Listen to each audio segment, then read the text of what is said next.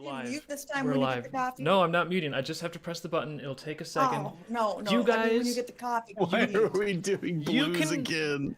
The blues are already done. That's how you can see them. They're gonna be beautiful You pencils. unbelievable. Listen, I've explained so many times, and I'm just gonna make a quick cup of coffee. You can keep them entertained for me. I know you can. You're not gonna mute this time, are you? I can't even hear the arguments. The headphones are off. I'm telling you the arguments. We're the warm-up crew, I guess. All right, now warm them up. Welcome to the stream, guys. Are you ready to have a kooky Monday? Welcome to my nightmare. I think I'm gonna like it. I think I'm gonna feel you well. Liz is in a tuxedo and top hat right now with a cane. I'm emulating my inner Alice Cooper. I know exactly. Your poison running through my veins. One of the nice I things used about to having think- a wireless headset is that I can make coffee and still, I don't even have to. Well, I can leave my computer. That's the whole point. Yeah. What? I hear Dave making I coffee. can hear grinding the burn around. house. He's making the burn house. What do we even again. mute? The burn house. I thought he specifically like got that crap going before he started the stream so that would not happen. No. No, he doesn't care. He wants what he wants. He wants What? coffee. I gotta figure out what brand coffee grinder you guys have because it does sound literally like somebody is like using a chop saw or something. Oh, no, it doesn't. Hi. Hey, Dave. Yeah. You're like, What kind of coffee machine do you use? Dave wants Um. to know to make fun of you. the coffee grinder.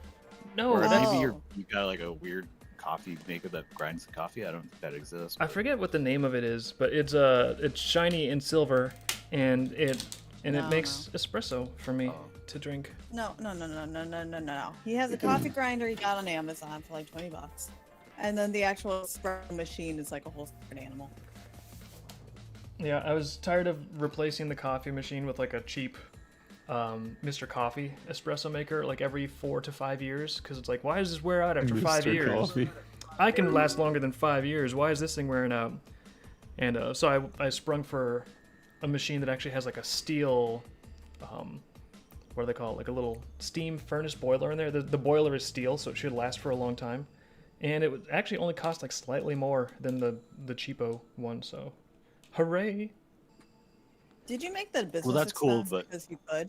I bet you No, did. that's not a business expense. That's like, It should be. I guess you could argue it's a business expense, but I was Yeah, being I I was being Can't a- argue. I was that being it's a- business expense. It's like the fifth member of the stream. It's allowed. you The guys fifth member of the stream. you guys are not The victims. coffee machine. You can deal with a little coffee. You guys, like in the chat, tell them you love the sound of it. You think it's a treat. You think it's really nice to hear the sound of caffeine hitting my veins. Pretty sure. W's in chat if you like the coffee maker. Yeah, seriously. Prove these mean people wrong, and that I should always just get my way without regard to your experience at all.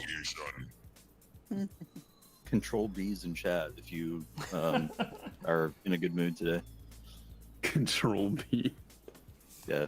Control Everyone all knows the what- B's that are in chat. Like the pain. / insert like dot j ref in chats if you know what I'm talking about. Grenade! Dave is his own barista. I am. Yeah, they call me barista. Well, yeah. That way I don't have to pay someone else to barista for me, and I can have way more coffee with way less money spending. Which that's Barista always sounds like a female word. That sounds like. Is there a male barista? He's a barista. that's my A Sounds barista. like X. that sounds like a fucking hell of a boss character. barista. Hey kids, it's me, Baristo. It's actually my Fuckity shit. Fuck, shit, fuck. that's my that's my Patronus is a hell of a boss barista. Ugh. Yeah. You're what? My Patronus. Like halfway Patronus. through the Harry Potter series, much like JoJo's adventure, the author decided, Don't like you you know know what? that. Everyone's gonna have like a No, cool it's not. spirit form, a spirit animal form that does stuff. They didn't have one before, but now they do, and it's really cool. And then Abe, I know you have seen Harry Potter. He's Bro. read most of Harry Potter. remember, I was it's, actually The thinking Expecto about Patronum thing. I don't Patronus. remember what that is. It's been I watched I watched some How of to get rid of the like, final Nazgul, or movies not because- Nazgul. let me jog your Oh, memory. it's that called? thing. It's Expecto The Patronum. Dementors, yeah. Does that ring any bells? the spirit bomb. Yeah. Yeah. The spirit bomb from Harry Potter. Harry Potter Obama. Yeah, I liked the Harry Potter movies, or at least I think I did.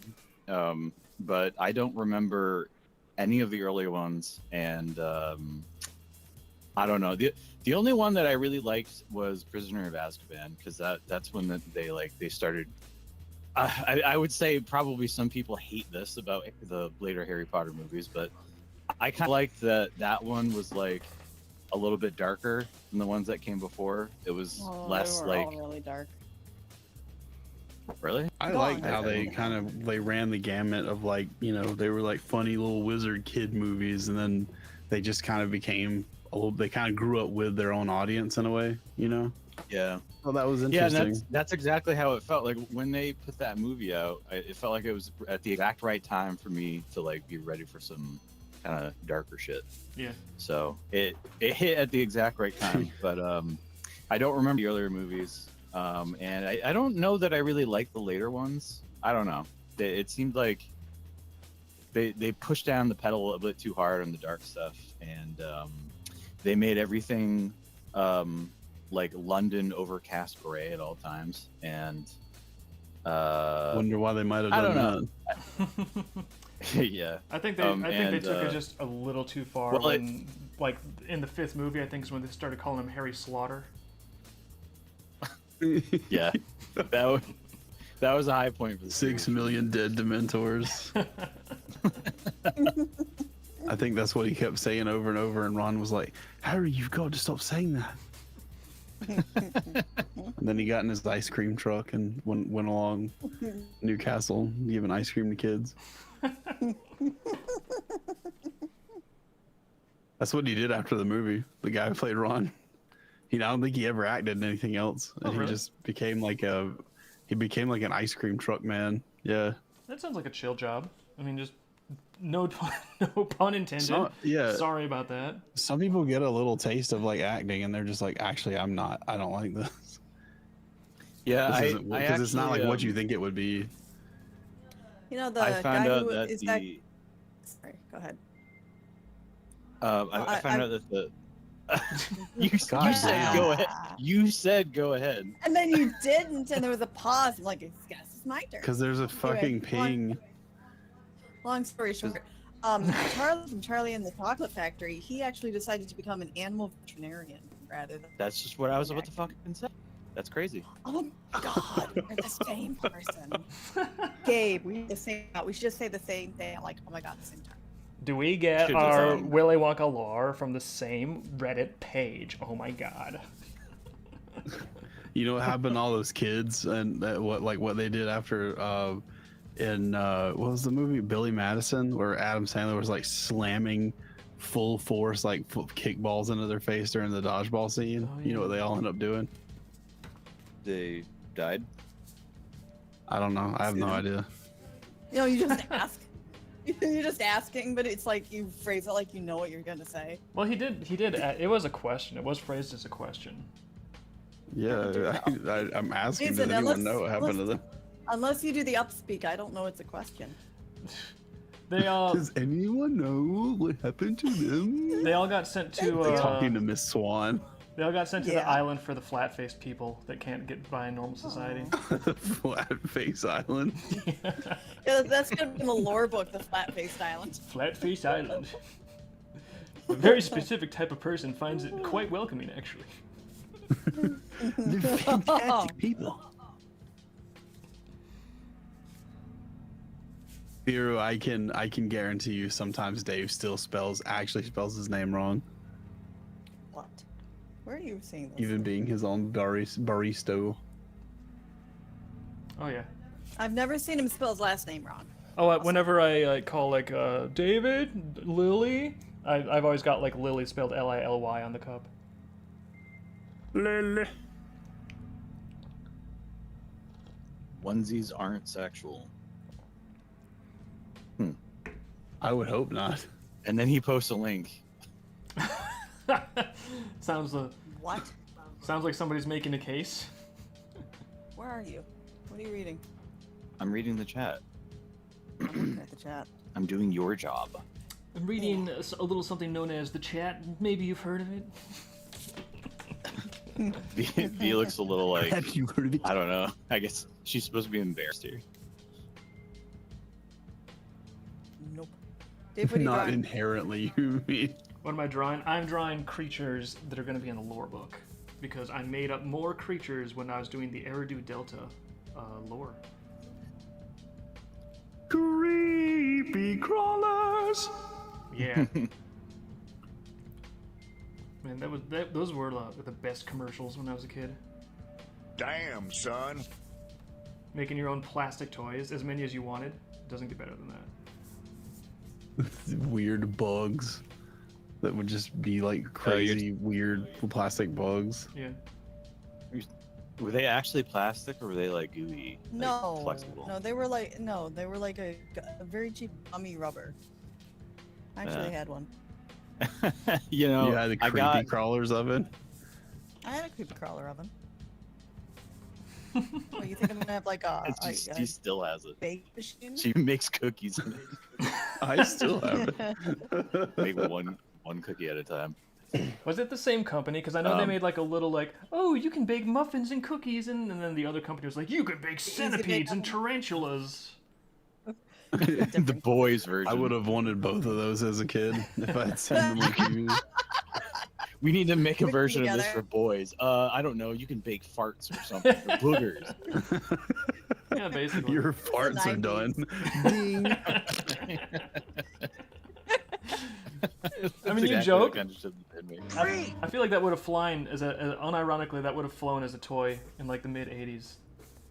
I mean, somebody they had pitched those it. little they had those little jars of like stuff like goop that you could like just push your fingers in really hard and they would make like a weird awful fart noise. Oh The yeah. fart generator. What was it called? What's it called? Gak? The poot machine.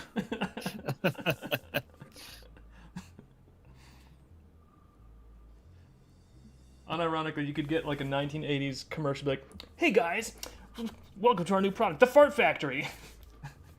Just run around with it. It just makes fart sounds all the time. That's it. Then the teacher would like tell you that you have to give it to her, and she's gonna keep it in her desk until the end of the year. Which I don't even know how that was legal. Isn't that just theft? It's like she just gets to have all the cool shit for the whole year. There was no due process, nothing. Wait, what is this? What are you talking about?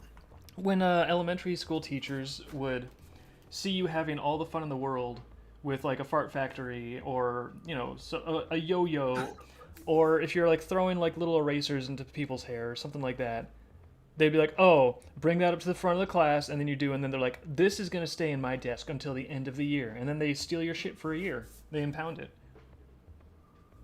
Did teachers never do that to you? I don't think I anyone don't know, ever did it for a whole year. I don't know. Yeah, I don't remember a lot of like people getting. I think the only thing that they took from kids one time was like Pokemon cards.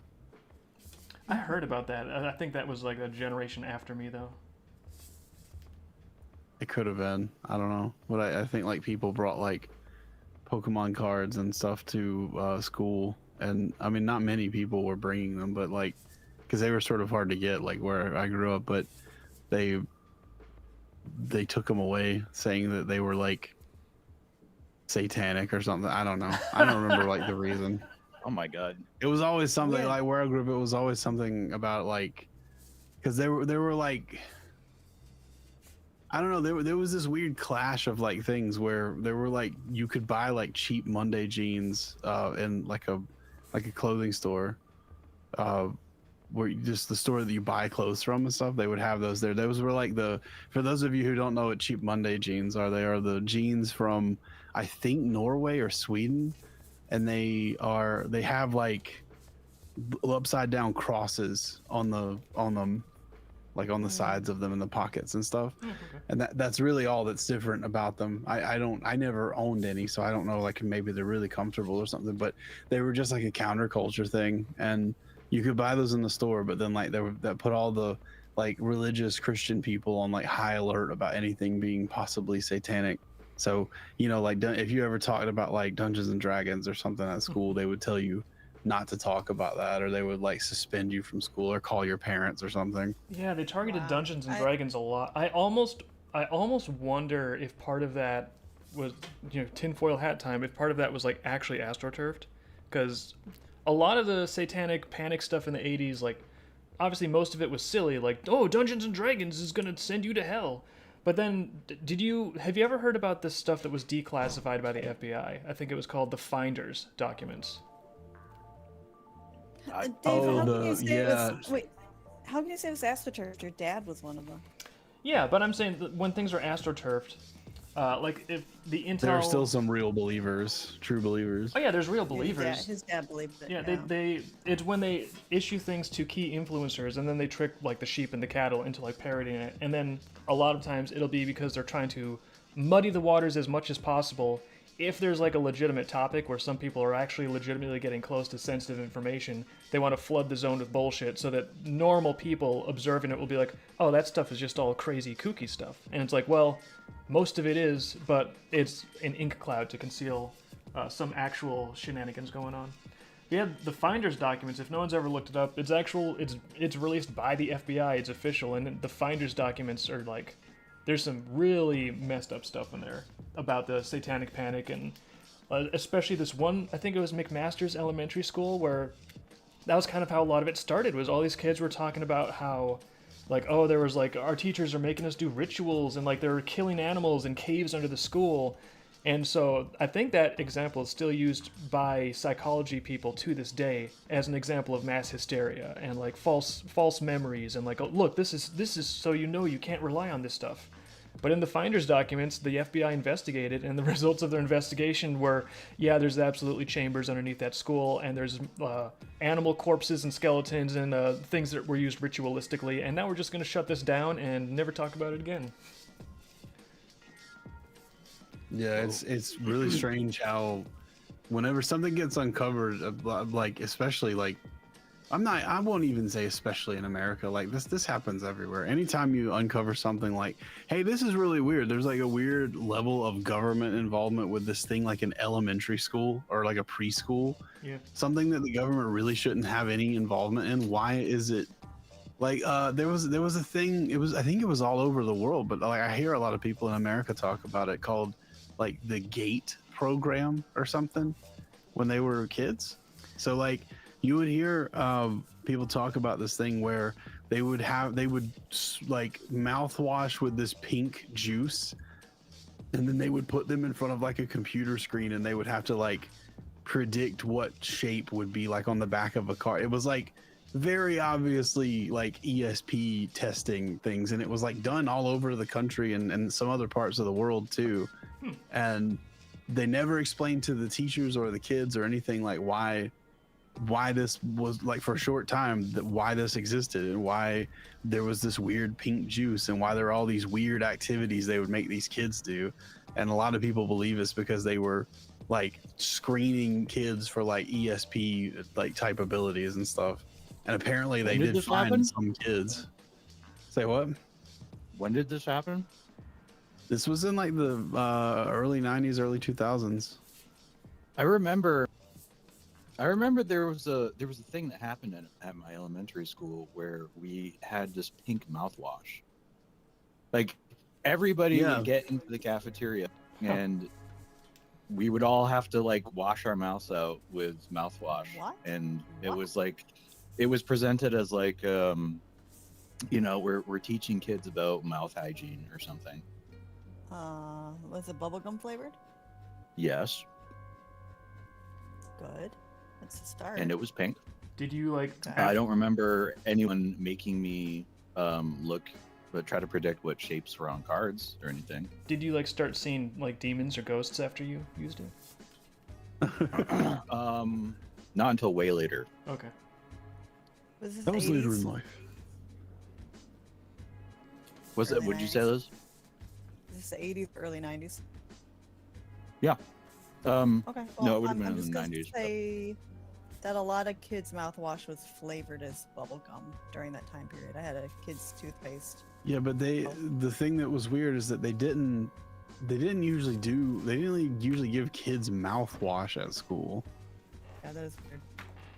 or Maybe- even yeah, have them do any but- kind of like oral hygiene stuff at school. I don't know. And they It's, would it's make, also like- weird. The delay. The delay is Yeah. fucking maddening. I hate Um, that. That's so fucking awful. Yeah.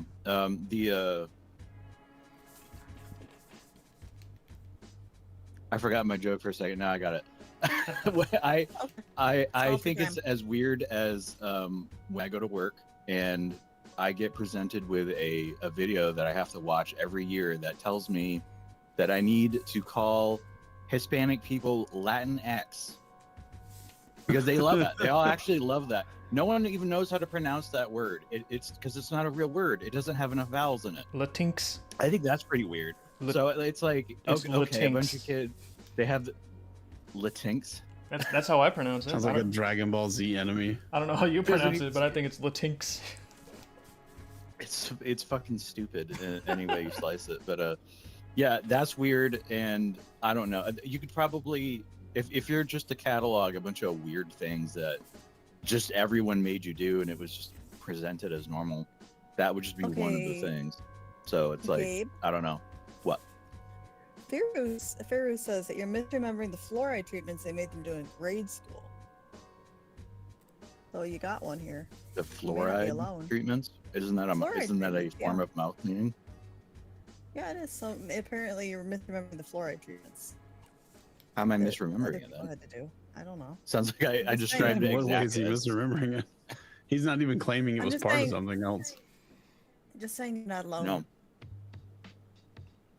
Yeah, I sure no, hope not. there are like a lot of people who remember like that the weird like pink mouthwash stuff. Sometimes it was the whole school, sometimes it was only like the kids in like the gate program thing. And then there was this weird like audio they would make you listen to on like headphones.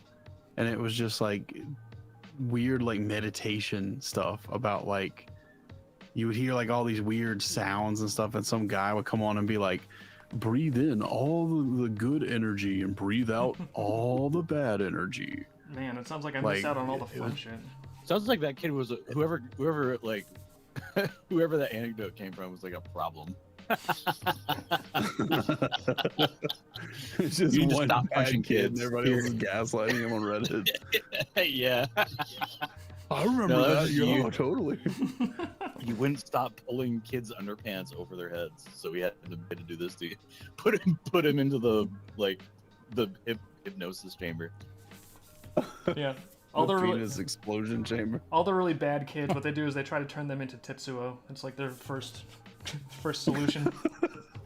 Ah! Leave me alone. These kids got some behavior problems. You know what I really love from that movie is the fucking bike.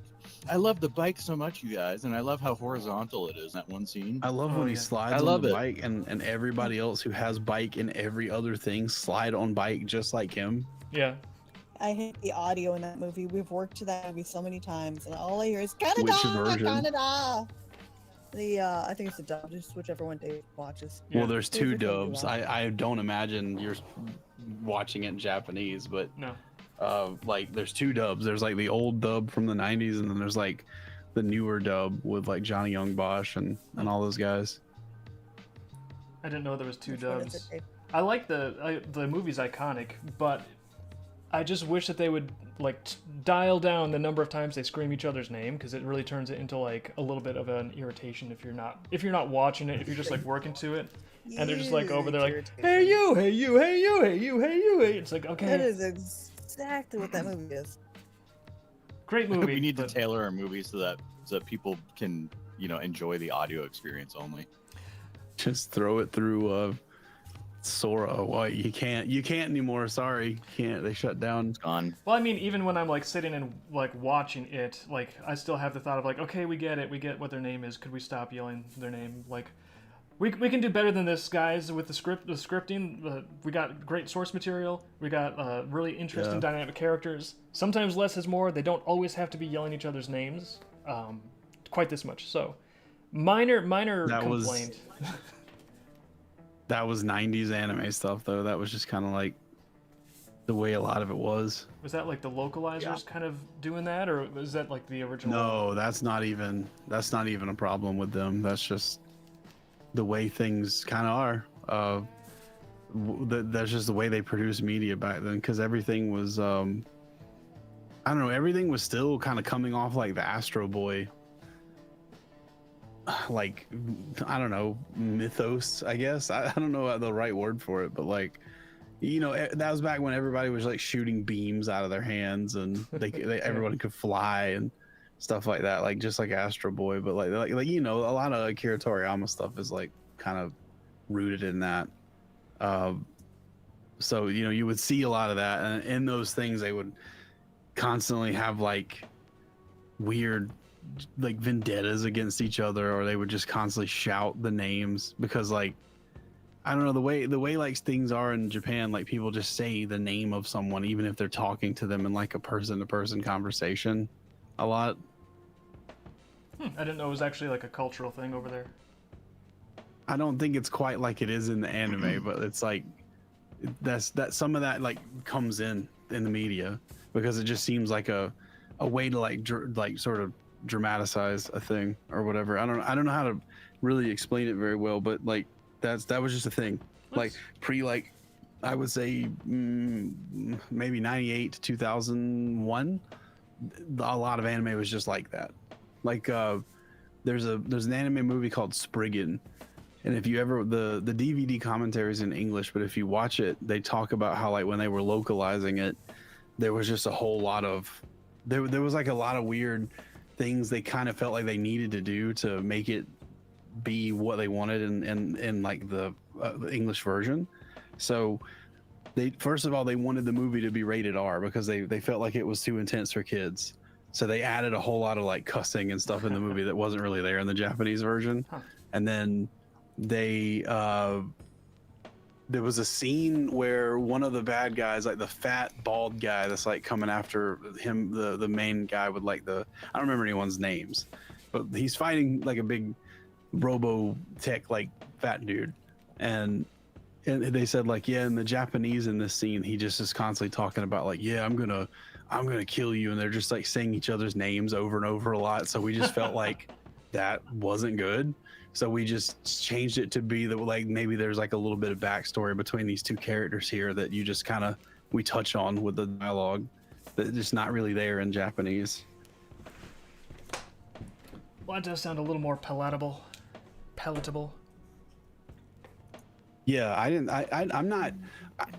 think that like localizers now are horrible, but like I'm not against like people making small changes or sort of interpreting things as like, I don't know, like jokes and stuff. Like people would add jokes to like video games and stuff that weren't really there in Japanese, but they were sometimes funny and they kind of like made the experience different. I don't know the experience would have been as good without them. So I just, as long as everything is mostly the same and you're not injecting like your like beliefs into something through localization, I think that it's mostly fine. Yeah, I was actually going to say I'm not an expert on the localization controversies, but I would imagine it's not localization per se that people actually have a problem with. It's like poorly done localization.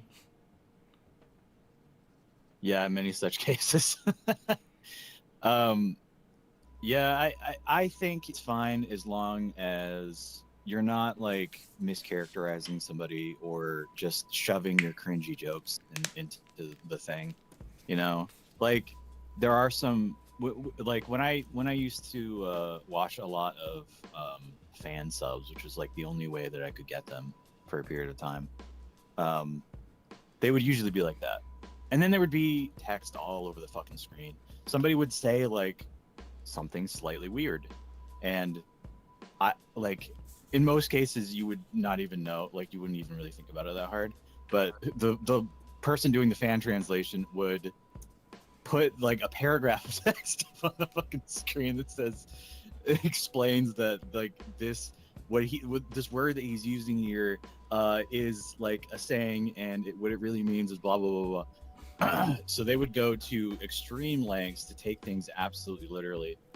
I think you can change it a little bit, but there's so many examples that all over the internet of people like I'm trying to think of like particular games, but maybe like Fire Emblem or something like that. I don't know. There was something that was like on the DS or something like that people were, Fire Emblem had a complaining lot about. of that, yeah, from what I remember. Where just like you'd have a character that was like, I don't know.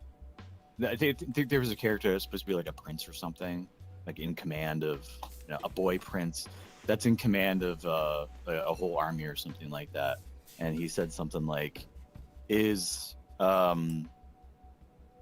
I don't know, some woman going to be okay? You should send some help.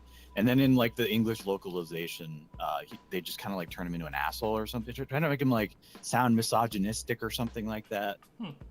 I don't know, just stuff like that. That's just way beyond necessary. Like, why are you even trying to do this? Like, you are changing. You're not just changing the words. You are completely changing the scene that they're in. Now, this means something completely different now. That's when it becomes a problem. Yeah, I think maybe Yeah. that's like a good localization metric. Like, are you trying to like communicate the experience and the intended like message to a new audience, maybe in a way that they can understand better, or are you trying to just like scrub that out and replace it with whatever it is that you wanted to say that day? I think that's a pretty big difference. One of the most one of the more heinous examples to me is well, there's all kind of like small shit too, especially like if you know a little bit of Japanese, you can kind of spot it. But like one of the ones most people probably know about in this chat, I would think, and one of the ones that's the most famous and the worst is there's a scene in Dragon's Maid where Lukua, the big titty girl with like the blonde hair and the big like hat, the trucker hat, she comes into she's at the door of their apartment, and Toru answers the door, and she's like, you know, oh, what made you change clothes or something like that. And in Japanese, she just says like, oh, you know, people were giving me grief about my outfit or something, so I just like changed into something a little more modest. I can't remember exactly what she says in the Japanese one, but in the American dub, she goes, oh, the patriarchy was getting me down. Or something like, yeah, it's like totally fucking that's so different, and relatable. everyone knows, and everyone fucking knows like what's going on there, and so they find out who these people are, and like they'll call them out on Twitter. They'll be like, you did this, and this is ridiculous. This is not what we want in our shows. And their response is always, you guys wouldn't even have anime if it wasn't for us. No, And like they wonder not why true. AI is going to replace them. Yeah. Okay, Yeah. hey guys, off topic. Dave's gonna love this. Just talking about health stuff because we started talking about what Gabe said about the possible fluoride, and they were talking about fluoride. Dave, what is wrong with microwaves? Why do we avoid microwaves? Not just the radiation. What's going on there? Oh, it's because I don't. It's just because the radiation can sort of reconfigure the molecular structure of stuff in there, in a way that like just pure It's just heat like a doesn't small do. sun. Hmm? It's just like a small sun. Who cares? You got Yeah. a small sun in your kitchen. What's the big deal? Well, it is, but like honestly, proteins are so wacky that if you change a protein like a little bit, it might have like a dramatically different effect. Case in point, see A1 and A2 casein protein in dairy. It's crazy. One of them will like kill me, and then one of them is actually good for me. And it's like just one tiny little atomic connection of change. So like small changes in proteins, and like I think it might also break down nutrients more. So if you're like a normal healthy person, I don't think it's a big deal. You can use a microwave, but for me, it's just like I'll just heat it up on the stovetop. Yeah, A1 and A2 are also like A2 is like the naturally occurring protein. A1 is a mutation Yeah. of that. Just to be clear, that does not happen when you microwave dairy. No, it like microwaves don't cause that, but it's just an example of like even minor changes in protein structure can have like very big biologic effects.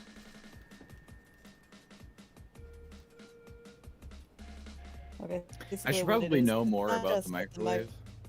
It's not just that the microwave issues the radiation to you, so you don't want to stand directly in front of it. It changes the chemicals in whatever you're cooking and doesn't make it as good. It like alters things in the food. That's what I've I agree heard. with that. Like I've never done a deep dive into it, but I just know like on top of that, I feel like food is tastier when I just heat it up in the oven or on the stovetop anyway. So I don't know. So it was not difficult for me to say farewell to the microwave. I wasn't using it anyways. I'm gonna say skill issue. Aww. I think most people Plus most people sunscreens. who most people who microwave stuff, they just microwave stuff at full fucking blast, and it's like, yeah, the microwave is it's good at heating up stuff that would take a really long time for a regular conventional oven to do. But if you do it at full blast, you're going to turn the outside of your food into plastic, and the inside will just be slightly warm. So just use it. There's like a power setting on every microwave I've ever used. Fucking use it. I Turn love it. I love turn it framing on it low. as a skill issue. That's fun. That's excellent to me. It is a skill. It's exactly what it is. I'm describing a skill to you that you don't have. Well, you're Well, here. probably you don't have because you don't have a microwave. Well, you're here We do have describing. a microwave. Yeah, I just don't use it. But you're describing a technology-based skill to me, so I'm gonna. It's a rule now. I have to come back at you with something like pick up a spatula. I believe that's the only option I have right now. I mean, it's that, or else I'd have to learn Well, a skill. I do that too. I do that too, but I'm sorry. When I pull something out of the fridge that I've already cooked, I'm putting it in the microwave. No, Bitch. it's important for me to characterize you as being unable to cook, because if you actually can also cook, it sort of makes an open question as to why I don't just also use a microwave. So no, for my worldview to remain coherent, I'm sorry. It doesn't matter if you can actually cook. In my mind now, you don't know what a spatula is, and you can't even use a plate. You're just a slave to microwaved slop. That's all it is. He's a slave to the robot. Yeah, microwave slop. Slop eater. Micro slop. Everything has to be a moral black and white. There's no room for nuance. There's no room for like anything. It's just I'm tired of all this gamma slop. Like that big old spatula. Were you telling me that like James Gurney was?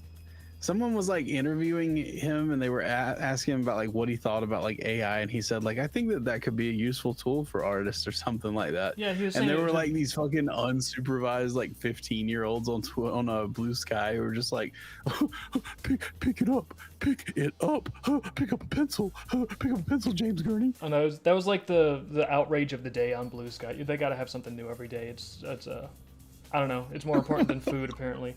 But that was the outrage of the day. It was like, oh, what a betrayal! What a betrayal! And here I thought this guy was like a decent human being. It turns out he's just like raw filth. You know? Oh, that's the one where they were trying to get back at him by, okay, guys, I have this book online for free. Let's spread it around everywhere so he doesn't get money. Oh yeah, they were like helping spread his like Color and Light. Brilliant book by him, by the way. If you're at all interested in making art in color, you want to get Color and Light by James Gurney. But you might be able to get it for free on Blue Sky because they decided they were going to destroy him by distributing his work for free because they care about artists so much. Yeah, I know. And then I came and said like, wow, that's a really good book. I'm gonna go get the real one and give him money, and they blocked me for it. Oh, Liz. They just love artists so much that if any one of them is like, hey, I think maybe this might be a useful tool, at all in any capacity, and it used in any way, it could be a useful tool. The grain on wood. If I use AI to draw the grain on wood, then I think it might be a useful tool only in that way.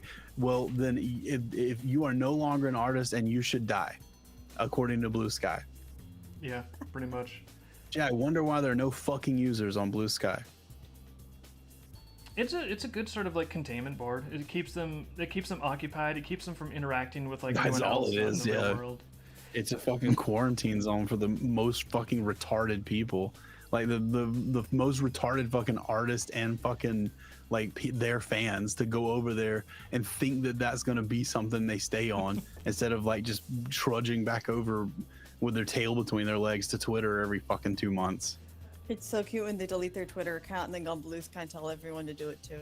It's also really funny when they didn't delete their Twitter, but tell everyone else to delete their Twitter account, and then cook up excuses why they didn't. Guys, delete your Twitter and just go to Blue Sky. Let's show Elon Musk what a fucking asshole he is.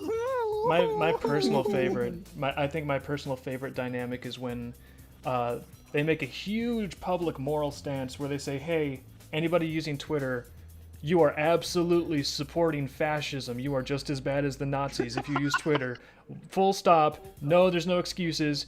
You're a Nazi if you're on Twitter because Hitler invented Twitter. Yeah, and then when like 4 months later, they go back to posting on Twitter and they're like, well, listen, you guys, I just don't get the same engagement on Blue Sky, so it's different for me. So it's like, okay, so you're the one declaring that this is morally as abhorrent as like mass murder, but you're willing to engage in that kind of moral behavior as long as you get more attention. Like that's the message that you're giving me. Oh, well, Dave, posting, they're not replying, so it's okay. Yeah. Yeah, it's just marvelous that they're like, oh no, this is the worst thing ever. You're unadulterated evil. You're Satan himself. Actually, no, they probably think Satan's awesome. They're like, you're Jesus himself if you do this. Hitler. You're Hitler. Nazi. Yeah, honestly, that's like sort of the new stand-in for evil. It's like the new thing to scream so that you can burn somebody at the stake. But it's just funny for me when they make this big moral stance, like it's totally ethically unacceptable, and they're like, well, I will do something that I declare is ethically an abomination for a little more attention. So they're just declaring that attention to them is more important than their deepest ethical beliefs. Yeah, that's just kind of that's just like internet discourse now. It's a bunch of people saying, if you do X, then you're going to be Y, and then just 6 months later, they're just doing the exact same fucking thing. Yeah. And that thing, by the way, always gives them an unrestricted license to do whatever the fuck they want to you. Oh yeah. You're an artist and you use AI. Well, that means that I can kill your parents because you're the most evil person on the planet. Everything is warranted because you're just the worst thing ever because you did that. It's mainly it seems like it's mainly a system for people to stay updated on what the criteria is that will permit them to be cruel and abusive without any social accountability. Like that's all it is they're like, oh, how can I hurt people without being held accountable this month? Because it kind of shifts from month to month. So that's all it is. It's their hobby is being like malicious and cruel, and but they don't want to have any result from that like reflects on them negatively. So as long as they like step inside the lines of like whatever stuff is being pushed by like some sort of ethical authority, they're like, oh, I'm allowed to hurt people in this category this month. Perfect.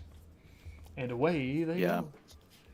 It's kind of why people might consider me crazy for thinking this, but I think I trust morally ambiguous people more, like the ones that are outwardly morally ambiguous, than the people that are just acting like they're God's strongest soldier, fucking or whatever. The holiest, the most righteous, the most morally correct people ever. Because what you always find.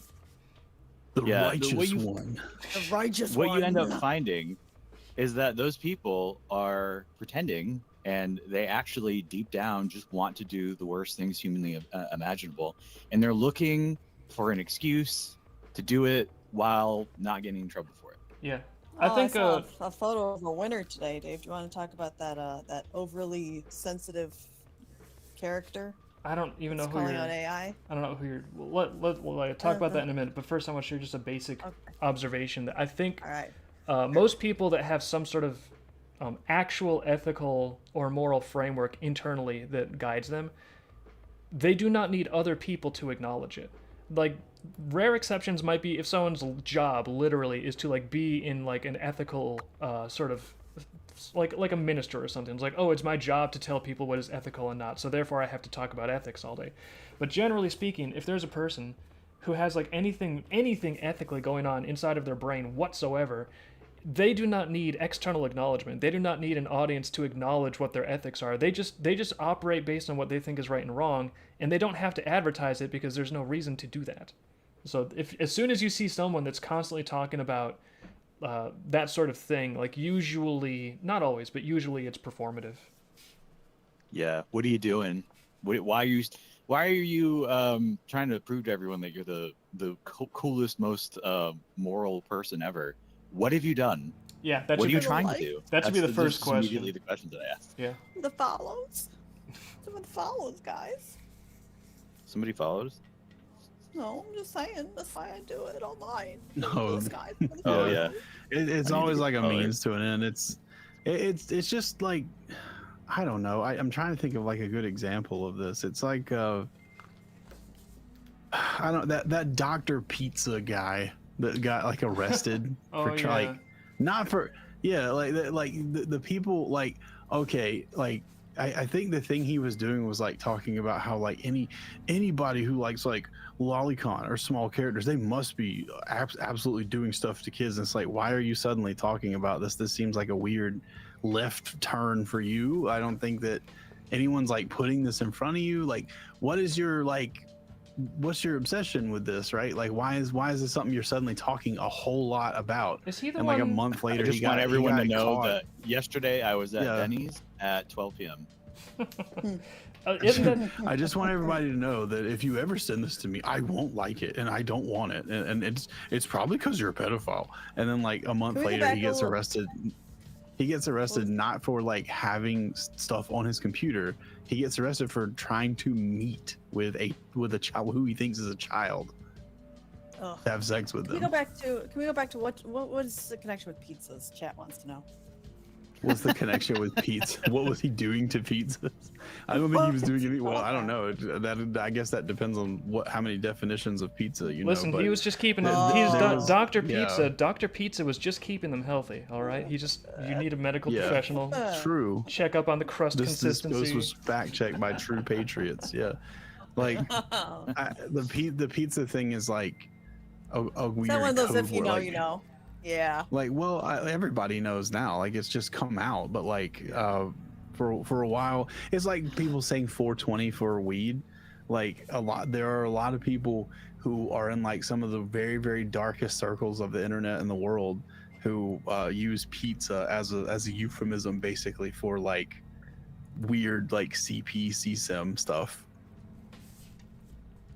So, yeah, that's if you see someone who's constantly talking about pizza and they have like pizza in their username and stuff like that, that's typically a sign that they're trying to like dog whistle out to like other people who are into that this is like that's like a Turtles. yeah, I think this all come out like after that. But I think the pizza thing with them is just that they're like supposed to be Teenage Mutant Ninja Turtles in New York, so of course they just love New York pizza. Oh, that's like what, for real pizza. That's what the naive think. I see Ninja Turtles in a whole new light now.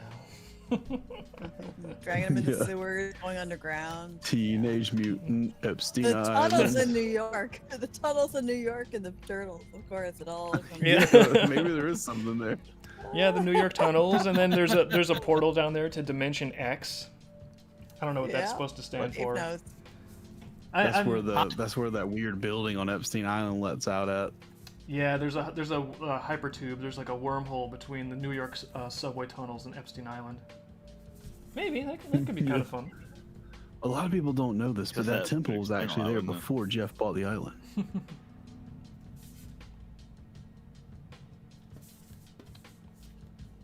But yeah, that's How do we the whole, like, segue from weird- talking about Epstein Island? I 'Cause really it's like people who go online and like people who go online and they very clearly are on like an alternate throwaway account, and they're just going online or they're going on their main artist profile and they're just like, "Brr, I hate AI. Hey, AI is so gay and stinky and I don't like it, and I think everyone should die who even says it might be good." Like you can look at those people's art and you can start to usually kind of see. I'm not gonna name names, but you can kind of see they've dabbled with it, that you can kind of see that they're probably doing something. There's been like in the last 2 or 3 years, there's been like 2 or 3 artists who spurred the fuck out about something to do with AI, who got caught like either generating their own things and tracing them, or just straight up using like generations that other people did. Like just straight up, just like I did it. And it's always the most like generic furry art shit. It's always a fucking furry artist, and they get caught using that shit, and then they're just always like, actually it's a lie, I didn't do that. And then like eventually they get broke down by everybody like getting refunds on like PayPal or whatever, and they're just like, and then okay they guys, make a new I name, did by it, the but it way. was only one time. And it's not only one time, by the way. This whole video about that. It's never one time. Yeah, it's just people. I'm sorry, it's just people using fucking tools that exist, free tools that are available that can speed up your fucking workflow if you choose to use them. You can choose to use them, or you can choose not to use them. But if you use them, you should probably be open about it somewhat, at least to let people know. You don't have to constantly talk about how much you love AI, but let people know that that's what you're doing. But like, if you constantly shit on it and you get caught using it, then you just dug your own fucking grave. Like that's how we got on that. It's just, I was talking about like people who just spend like a considerable part of their day just shitting on something for no fucking reason. They have nothing to gain by talking about how much they hate this thing, and then they get caught like doing that thing.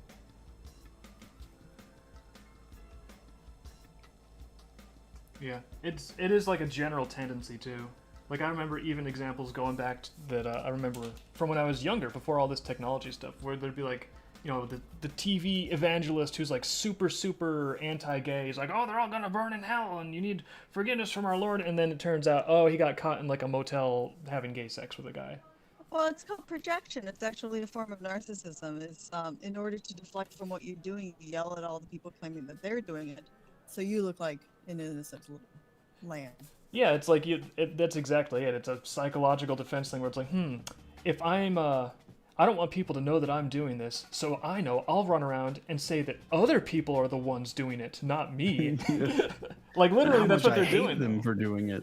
Like that's another reason why if there's someone that's in public and they're constantly like making accusations like that, if it's a habit, if it's not like a one-time thing, if it's a one-time thing, maybe they have knowledge about something, maybe something happened to them and they're trying to bring attention to it. That can be very necessary and beneficial. But if it's like a habit and it keeps on just constantly happening, like my initial assumption is just like, oh, so that's probably what you do. Likely. I don't know you, but if you're constantly accusing people of stuff, then my thought is like, oh, so that's you're giving us a self-portrait, probably. Is that here, Dave? Shoot, I know what that is. Yeah, Which my phone phone is is that? ringing, but I'm streaming, so I'll have to. Oh man, I'll have to call them back. bet money on that. I told you. Where's your phone? It's right there. Give it to me. I knew it. You can't have my phone. It belongs to me. Oh my God! You just took my phone, the one that belongs to me.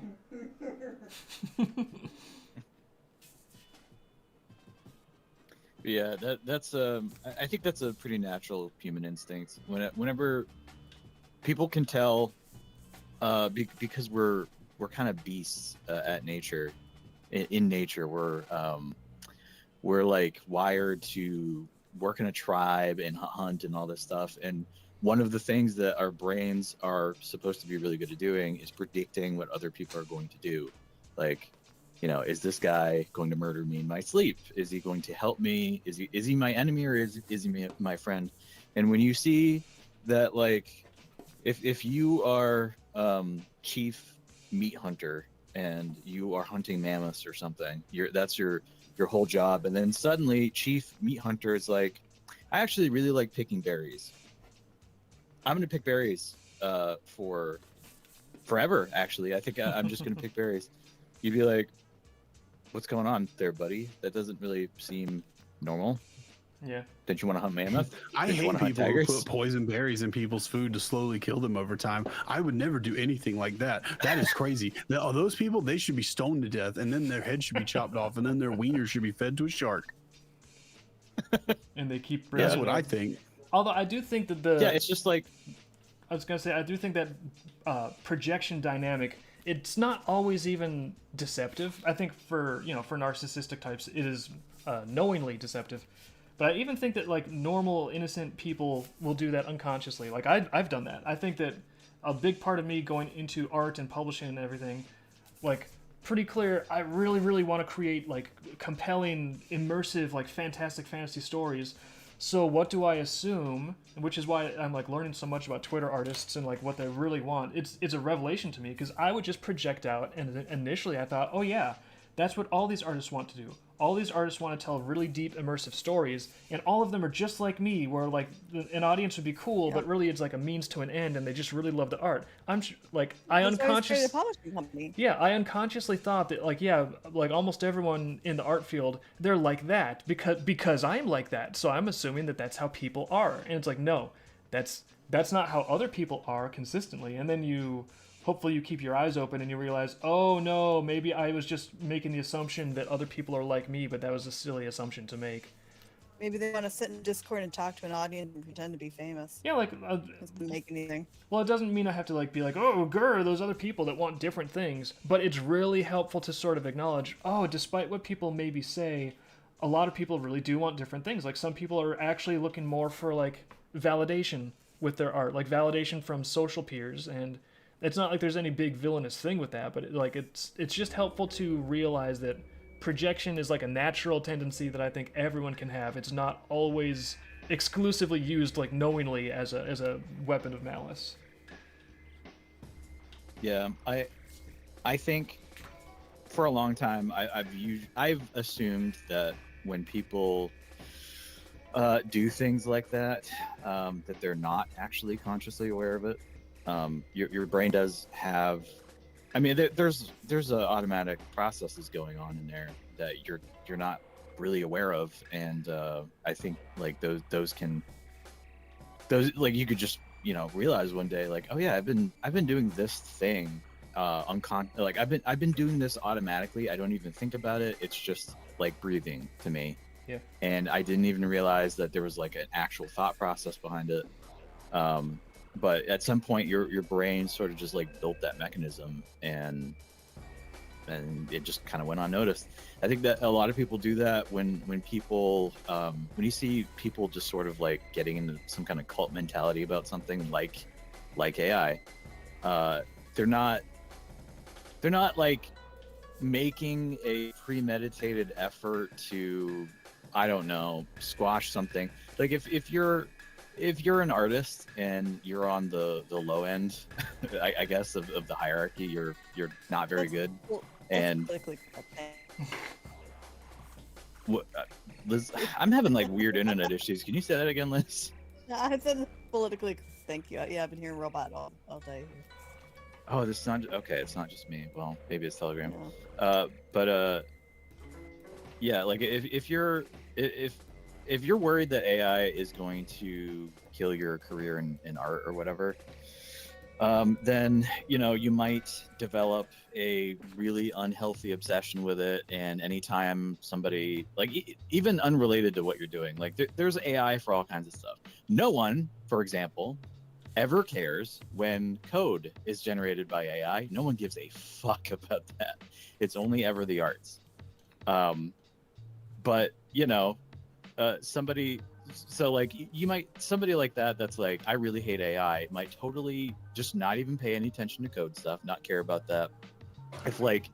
If it's being used in a legal profession, they won't care. But suddenly when something artistic like voice acting or something comes up, they are all over the place. They are blowing up, trying to get everyone to hate this thing that they're convinced is like the worst thing ever.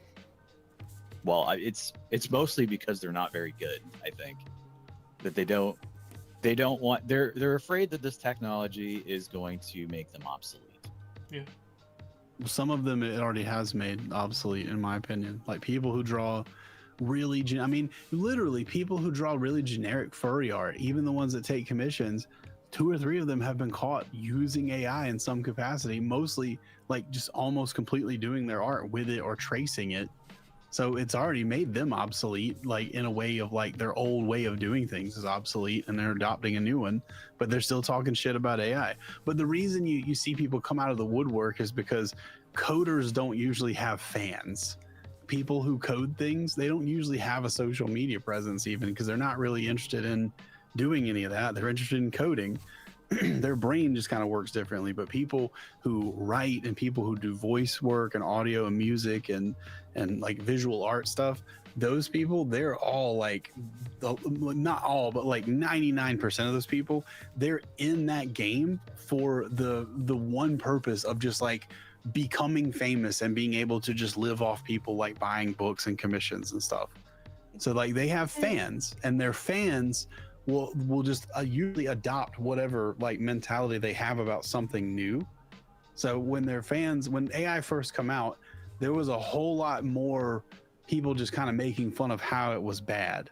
And then as soon as it started to not get bad and started to be able to make coherent images, all of a sudden there was all these people that just all at one time quickly just bam, we all hate AI now. And it's just because someone they're a fan of on Twitter told them it's bad and that it steals art and blah, blah, blah, whatever nonsense they tell people to make everyone else hate this thing like they do.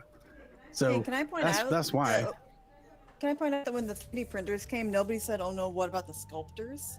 And I think it's because the sculptors are just busy doing their thing, and they don't have like a huge public audience watching. And Yeah, sculptors are Yeah. typically contractors now. They're not people with like social media presence and stuff. So yeah, it's sort of the same sort of a thing. lot of them went and does Nobody- the 3D modeling. nobody now, cried. So it's not a problem. Yeah, a lot of people are just doing things in 3D because it's a whole lot easier than sanding fucking marble down or whatever other shit. Like, are there people still doing sculptures and stuff like that? Probably, but they're probably using like machines to do it.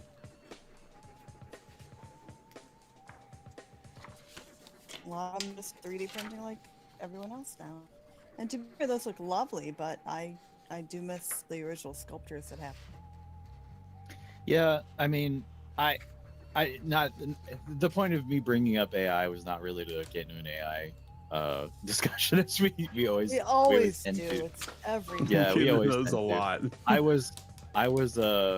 was like fucking around with AI yesterday.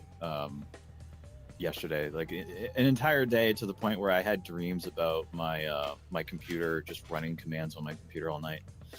But in any case, yeah, it's just like, yeah, that's kind of the brain. The brain is a very it's a confusing organ, and we still don't really understand how it works. But you always kind of have to keep that in mind with people when they're doing something crazy online.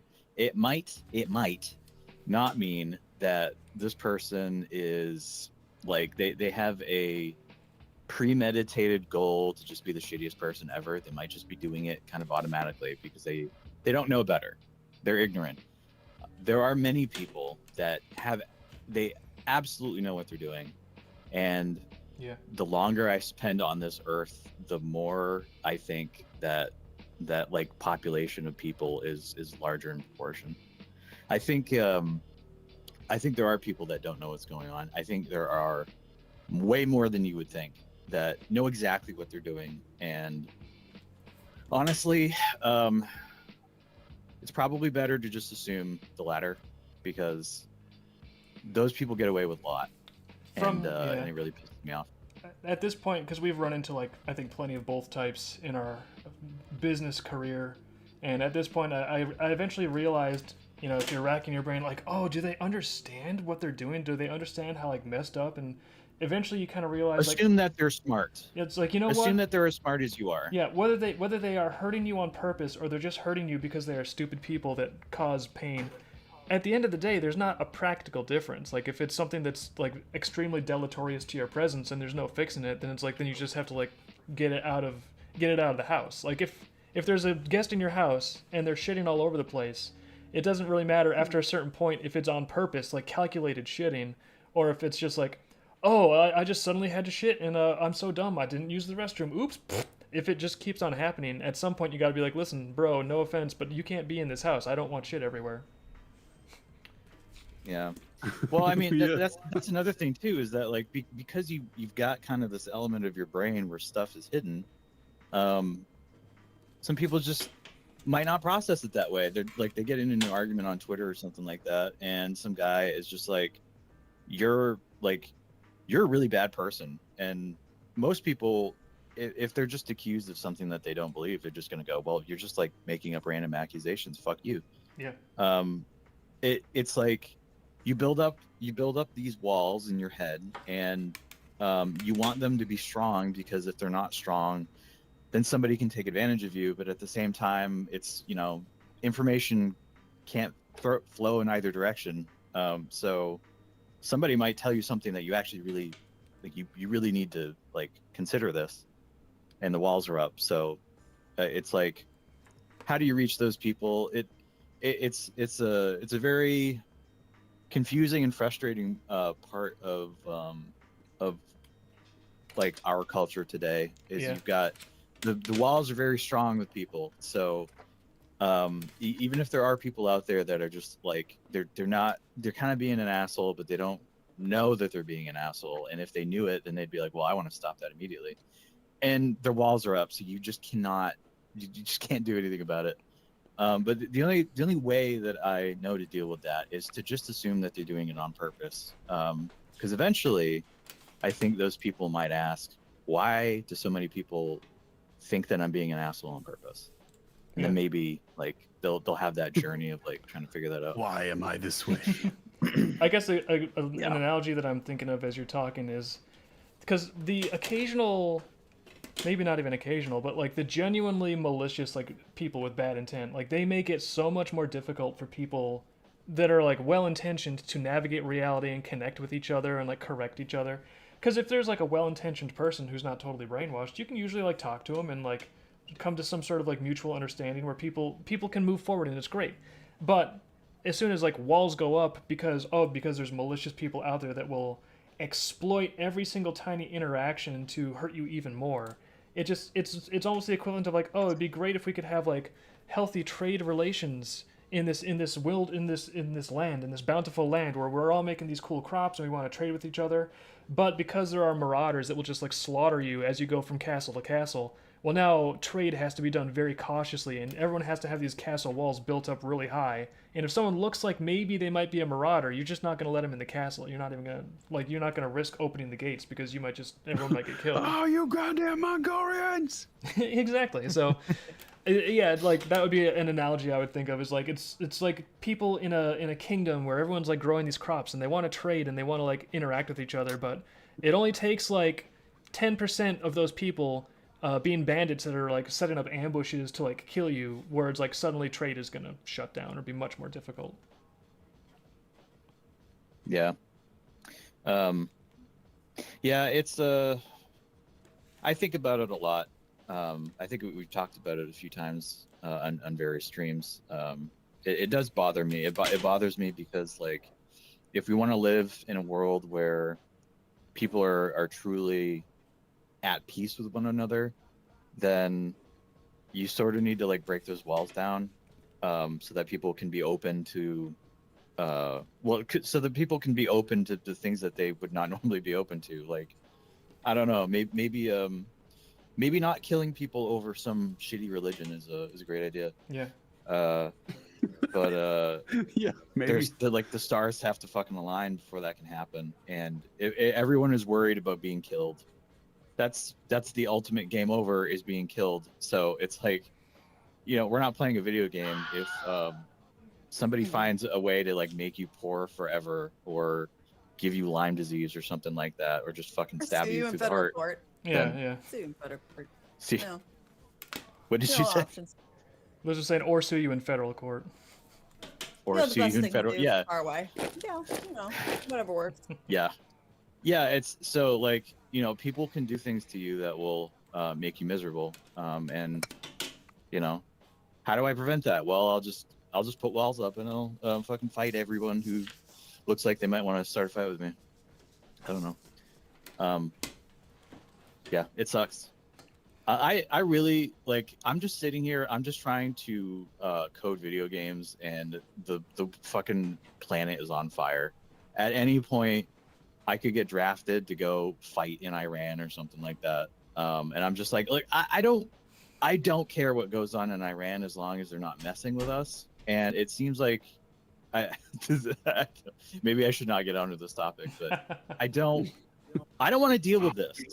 I feel that you're that. going. I just want to sit here and make video games. That's it. Or like plant. If I can't make video games, I'll become a farmer or something.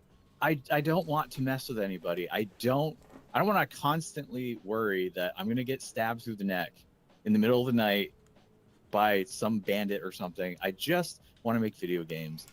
And I really wish that the entire planet would just fuck off already. Well, Gabe, leave that's me alone. everybody's natural reaction. Everything. I mean, mammal just wants to make AI dream keepers, and they're trying to grab. And I him out want of his him to phone. continue to make AI images I and do stuff. too. I do too. The world's I just do, constantly fucking with him. I will say too, Yeah. like even beyond like macroscopic geopolitics, you'd think even in the community, like, oh, I'm in the comic community or I'm in like the furry community. So within here, even if the rest of the world is crazy, well, we all want the same thing here. Like, but I've discovered through my career of literally just wanting to make really cool comic books, and maybe if we get ambitious, maybe like games and shows, I just want to make really cool stuff and share it with the people that would enjoy it. That's it.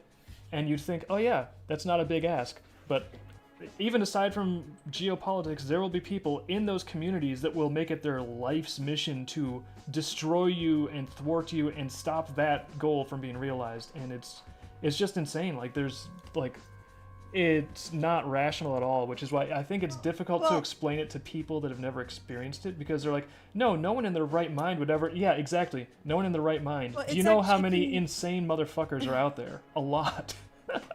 It's actually, it all boils down to you told him no. You told somebody no. You don't get to do whatever you want to me. It's been that so many times. It's always been like that, Dave. Yeah, as soon as It's a someone. wide range of no, but you told somebody no. Yeah, as soon as you tell somebody no about something, a lot of times that's when you're going to figure out what they really are. Like everyone, like as long as everyone's getting their way, everyone gets along, and oh, it's great, and we have so much respect for each other. But then as soon as they ask for something that's like too much, you're like, oh, I'm sorry, we can't really do that, or we're not really going to do that. Or you know we're I close thought I was going to relationship get and we don't blueberry. wanna- You give me red berry. I'd kill you. Gronk not like. Gronk not like. That's basically it. The That's problem- what starts it. The problem is Make Gronk is Gronk usually big. the problem is that Gronk is usually very socially fluent, and Gronk is actually a little social butterfly that's running around and like building very strategic, as it turns out, connections with like everyone around everyone. And then as soon as Gronk doesn't get their way, they don't like just pick up a club and bonk you on the head. Suddenly you discover like every single friend around you that was like, you know, they're not like the brightest tool in the shed, but that's all right. You're just there to like have a good time with people. But every single friend around you suddenly hates you for like the most ridiculous bullshit. And you're like, how could you possibly believe that? Oh, because Gronk told you, and you're gonna believe whoever is inside of your ear the most often. I see. And that is how Gronk's whole being- communities just get like wrecked. It's just like one malicious guy that makes it their goal to be like in control of other people. That like they can just make a huge fucking mess. Yeah, and that's kind of a funny thing too. Is well, again, a lot of the people that claim to fight that instinct to just hoard power and wealth and all that stuff are exactly the type of people that hoard power and wealth. Yeah. It's the human condition. I hate people Yeah. who power and wealth. Yeah, Hey, but, they're all monsters. but literally, like the human condition is like the people that you the people least suited to be in power are the people who are most motivated to acquire it. It's like, oh, that sucks. Like think about like who's the most like vicious control freak that will dedicate their entire life to getting in control of shit.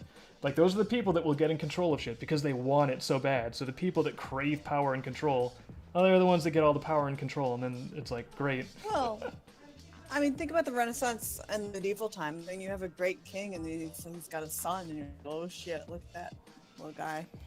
Grows up to be the worst creature. You know, how bad could he be? Marcus was great. Marcus Aurelius was such a chill emperor. I'm sure his son is gonna be no problem. Oh, fuck. And you get like 60 years of that, murdering everybody. Yeah. It's crazy how much murder there was in ancient Rome. Like, that was their main way of secession, was like just assassination. As soon as someone's in control, it's like, all right, well, you better keep the Praetorians real happy, or you're gonna be bye-bye before too long.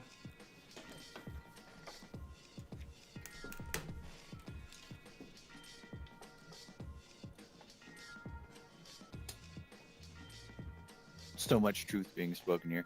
Yeah, we like to get a little philosophical in these streams.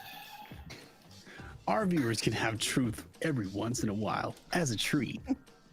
We're blowing your minds with our philosophical conundrum. Shade 9 just came in here to say so much truth be spoken. Shade 9, thank you. Yeah, here on the Vivid live I don't stream, know. we're digging the real dirt. I don't know where you came from, but apparently you came in at the right moment to agree with us. How kind. Yeah, we're Dr. Philosophical, yeah. Oh man. I think if I can just make it to a point where, like, I was thinking about this the other day about how shitty Insomniac has become. They just, I don't know if it's like influence from Insomniac's Sony a or what. game developer, by the way, Oh. for those of you who don't know. I don't know. Yeah, I figured. That's my daily I don't life. know, I guess- So. I guess I naturally assume that everyone else is a gamer like me, but yeah, Insomniac is a game developer. They I believe their very first game was Spyro the Dragon, or at least that's the one wow. that probably put them on the map. And those games were great. I played them when I was a kid, and it's just when I look at those games, I just think about like just unfiltered happiness. It's just fun. It's just a fun game. Everything about it is fun. It does not compromise anywhere. It's just we just want to be fun the entire time. No one's sneaking in political jokes or anything. It's just about a fucking purple dragon that saves his race from Ganasty Ganork. And It's and now Spyro. what's that? It's Spyro. It's a purple dragon that saves stuff. Yeah, Spyro the Yeah. dragon, not the other Spyro. Okay. But and now like Insomniac is such shit. It really makes me sad, and it makes me sad that that kind of stuff is just not around anymore. There's all these crazy forces that will just stop something like Spyro the Dragon being made, and I just want to. If I can just do that before I die, then I will say that I have added something great to the world, and I can die in peace. And hopefully I won't get into a war by then. That would be really cool. Well, I mean, unironically, And then maybe somebody will look at that and they'll go, I don't know, man. Maybe like all this political agenda shit, like constantly waging cultural and literal warfare with each other, sucks actually. And maybe we should just make Spyro the Dragon. well, Maybe we should just sit around and make Spyro the Dragon instead. That's the thing about like great entertainment, and it can be in the form of like a story, or it can be in the form of a game. Great entertainment will resonate with something that is like universally human. Like it'll cut across, like you can be on this side of a political polarization divide or that side, but if it's something that's truly resonating with like your core humanity, then it gives you an opportunity at least to understand, hey, these other people on the other side of this divide, there are important ways where they are in fact people similar to me.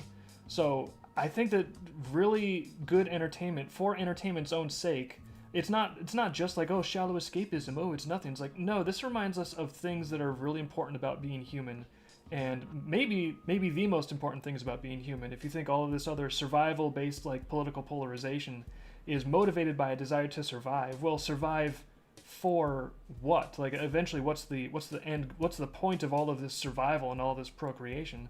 I think that that's some of what entertainment can try to explore and unearth, is like things that resonate and make existence worthwhile, and things that make us human as opposed to inhuman. And what you've been describing, unironically, that is a big part of my motivation for taking Vivid Publishing and making it more than just Dreamkeepers if we can. Because, me and Liz started Vivid Publishing to just like, oh yeah, we want to have total creative control, so we're going to be the ones that publish ourselves. Okay, cool. Well, beyond that, it's like, well, why are we bringing on other authors? Why are we trying to expand into like video games? Why are we doing all this stuff? Like, it's not for no reason, but I just think the world could be a much better place if there actually was an industry that focused on making entertainment actually good and actually providing like a service to customers and a service to gamers and readers, just giving them the best possible stuff that they can without any of the bullshit. I would love that. I would love that to be a part of the world. And I feel like Dreamkeepers has done so well that it's not, there's no guarantees, but it's like, no, there's an opportunity where we could take our success with Dreamkeepers and open a little gateway up there where we could actually make Vivid into that kind of company that helps to create that kind of a world, not just for us, for other people too. We could help to unlock like authentic creative potential that might make the world just like funner and nicer and easier to live in for everyone, even by just a little bit. So that's a big part of why like we're not just like, oh well, we're only going to make Dreamkeepers and we're not going to do anything else. Like, screw everybody else. We've got ours. We're good. You know, maybe if there's a risk that like our stuff just will never work out, and if Dreamkeepers is like our fallback, that's fantastic. I love making Dreamkeepers more than anything. But I would love it too if other people could experience that with their own work. And I feel like it's a long shot, but I feel like we are actually making pretty good progress towards realizing that. Gotta go big or go home, baby. Yeah, it's like if... Yeah, I Oh, sorry. Go ahead. go ahead. Damn it. No, I We got need to it, I have got some it. kind of like tiebreaker or something. This is how you know none of us are actually psychic. Yeah. Especially not over long distances. But yeah, that's. I think I can't think of any like. I don't know, little islands, little like paradises where you can go where everyone's just like, you know what? The only thing that we care about is we just want to make cool stuff, and just have people enjoy it. No stupid bullshit. It's just nice stuff. And well, you know, if there's no place that you can go now, there's like, I don't know. I kind of feel like if you're somebody who wants to get into movies or game development or some kind of like well-known art that is spread far and wide, that there's not really a whole lot of places left that you can go where you're not just going to get ground down to a nub. If you want to get into game development, you're probably going to end up working for a AAA studio where you're the rock maker. You will make the best rocks. You will make hundreds of variations of rocks, rock textures, rock models. You will come up with technology to shade the rocks, to render more rocks on screen. That might actually be way more than you end up really doing. But yeah, so that's great. You can go work. You know, have your dream of being the rock maker, and you'll be making, I don't know, a Wolverine game where, well, you're oh, fuck, what's his name? Logan something? Logan, whatever. Well, I'll just call him Wolverine. His name is just Logan, Wolverine. I think, yeah. Wolverine, Hank Hill. I would think Hank Hill, the Wolverine. Yeah. Yeah, that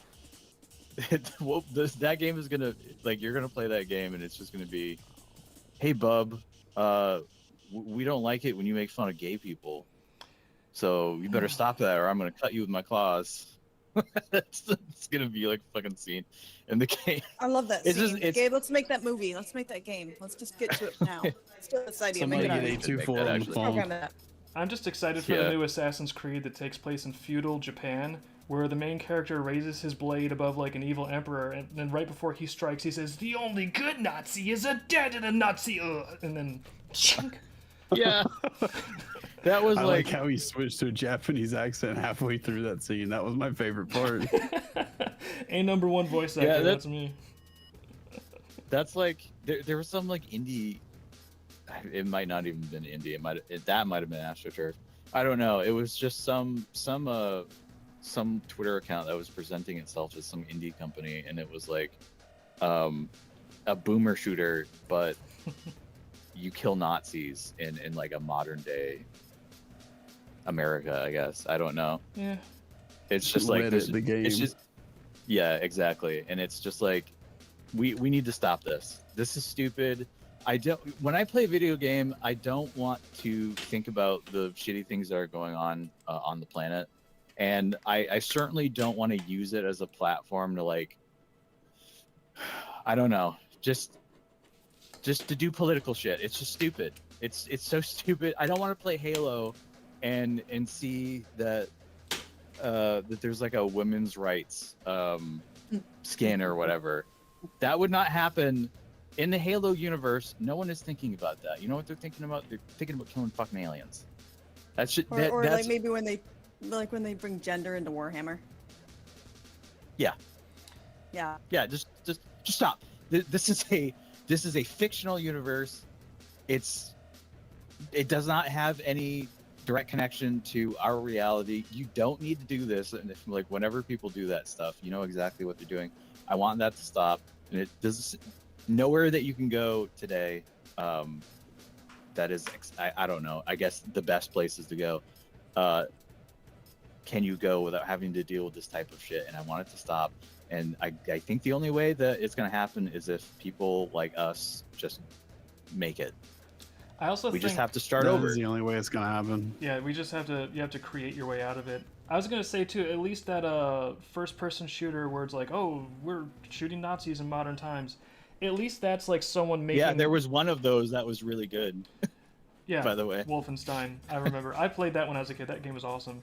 But like nowadays, at least if someone's doing that, they're making their own thing. That's what they want to bring into the world. Okay, maybe it might not be everyone's cup of tea. It's not my cup of tea, but that's okay.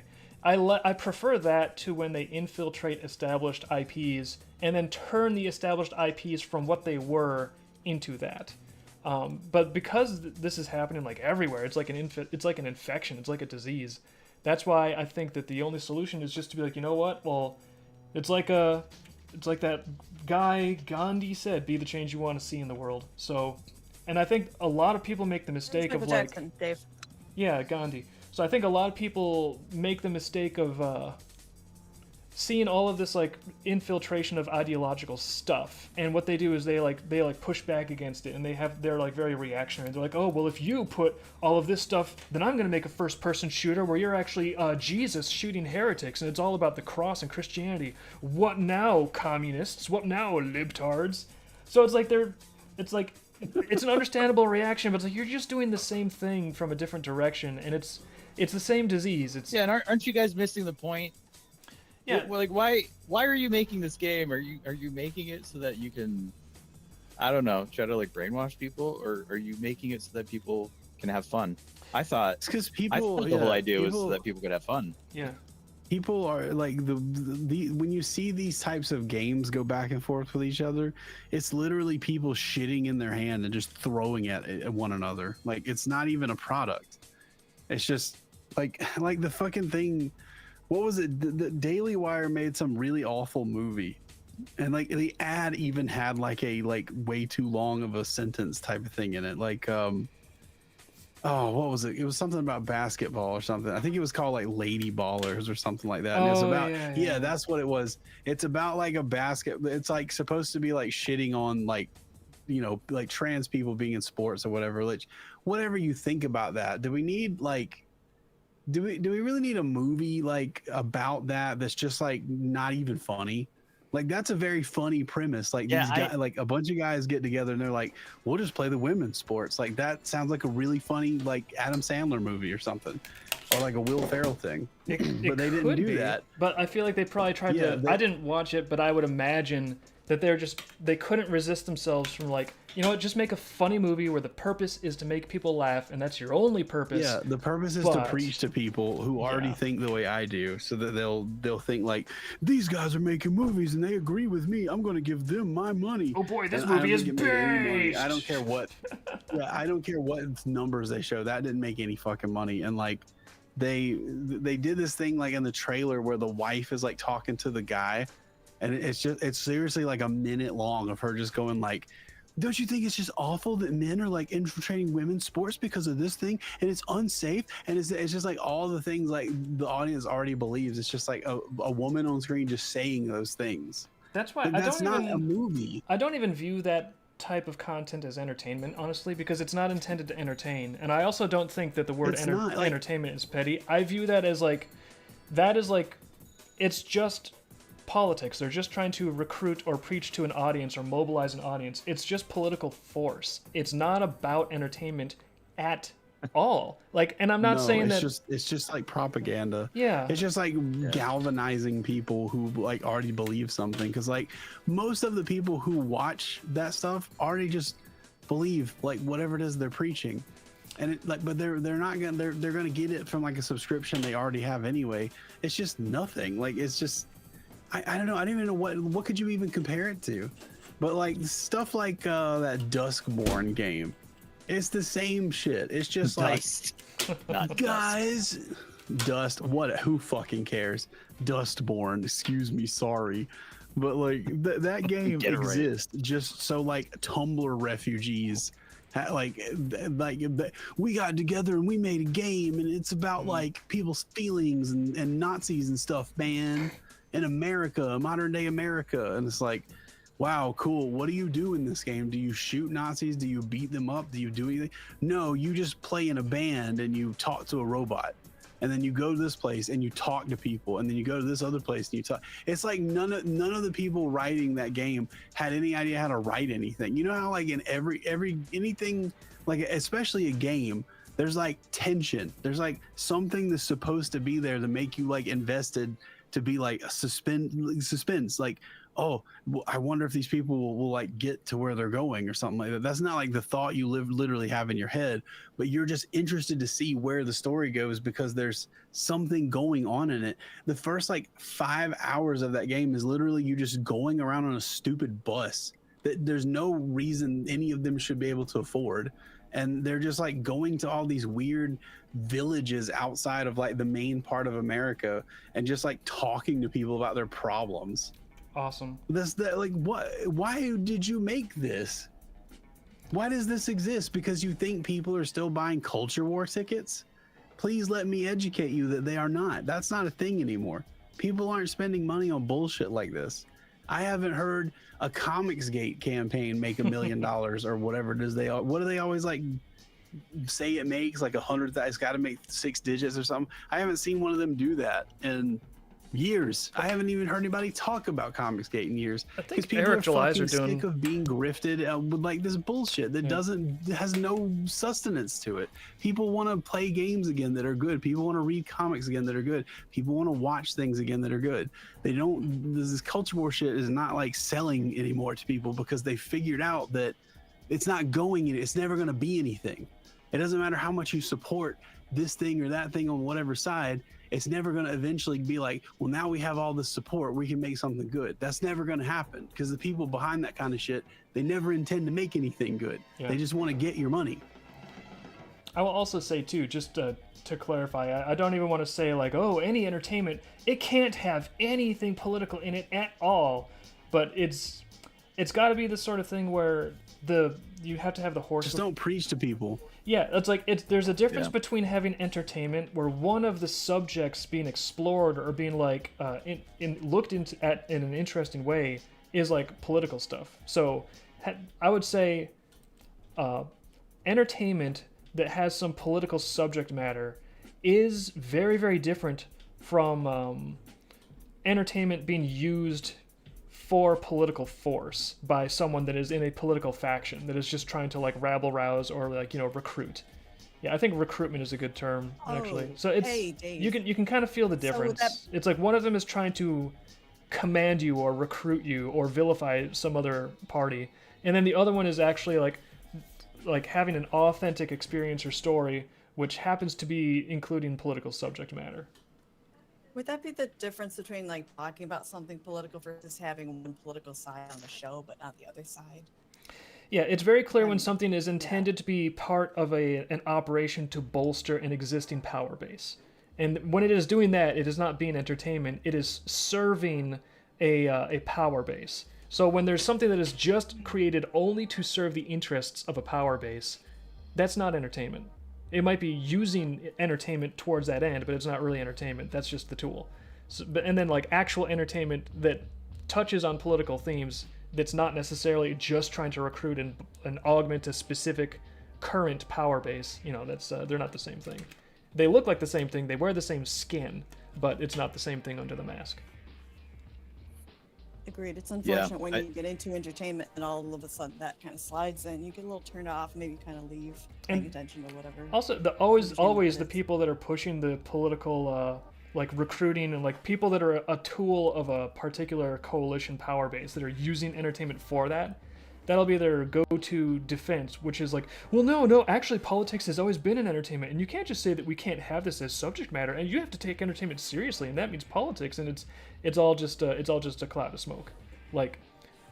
Again, like trying to augment an existing political power base and putting something out there only in service to that, doing that is not serving people by entertaining them.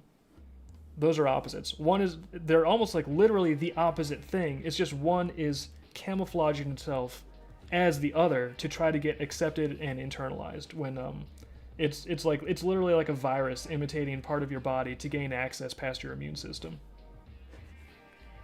We yeah. were talking about it in Kinda, chat yeah. a little bit. They're saying they think of nothing is political if it mocks the problems of each side instead of just favoring left or right. I think ideally you can be able to tell left from right in whatever your entertainment is. Well, like Star Trek gets this Star Trek ends up being the platform for this. Star Trek just came out with a show that got apparently less than 400,000 views throughout the entire season. Oh wow. 400,000 throughout the entire season. Not per Wow. episode. The entire season That's crazy. got That is 400,000 insane. views. Yeah, I wonder why.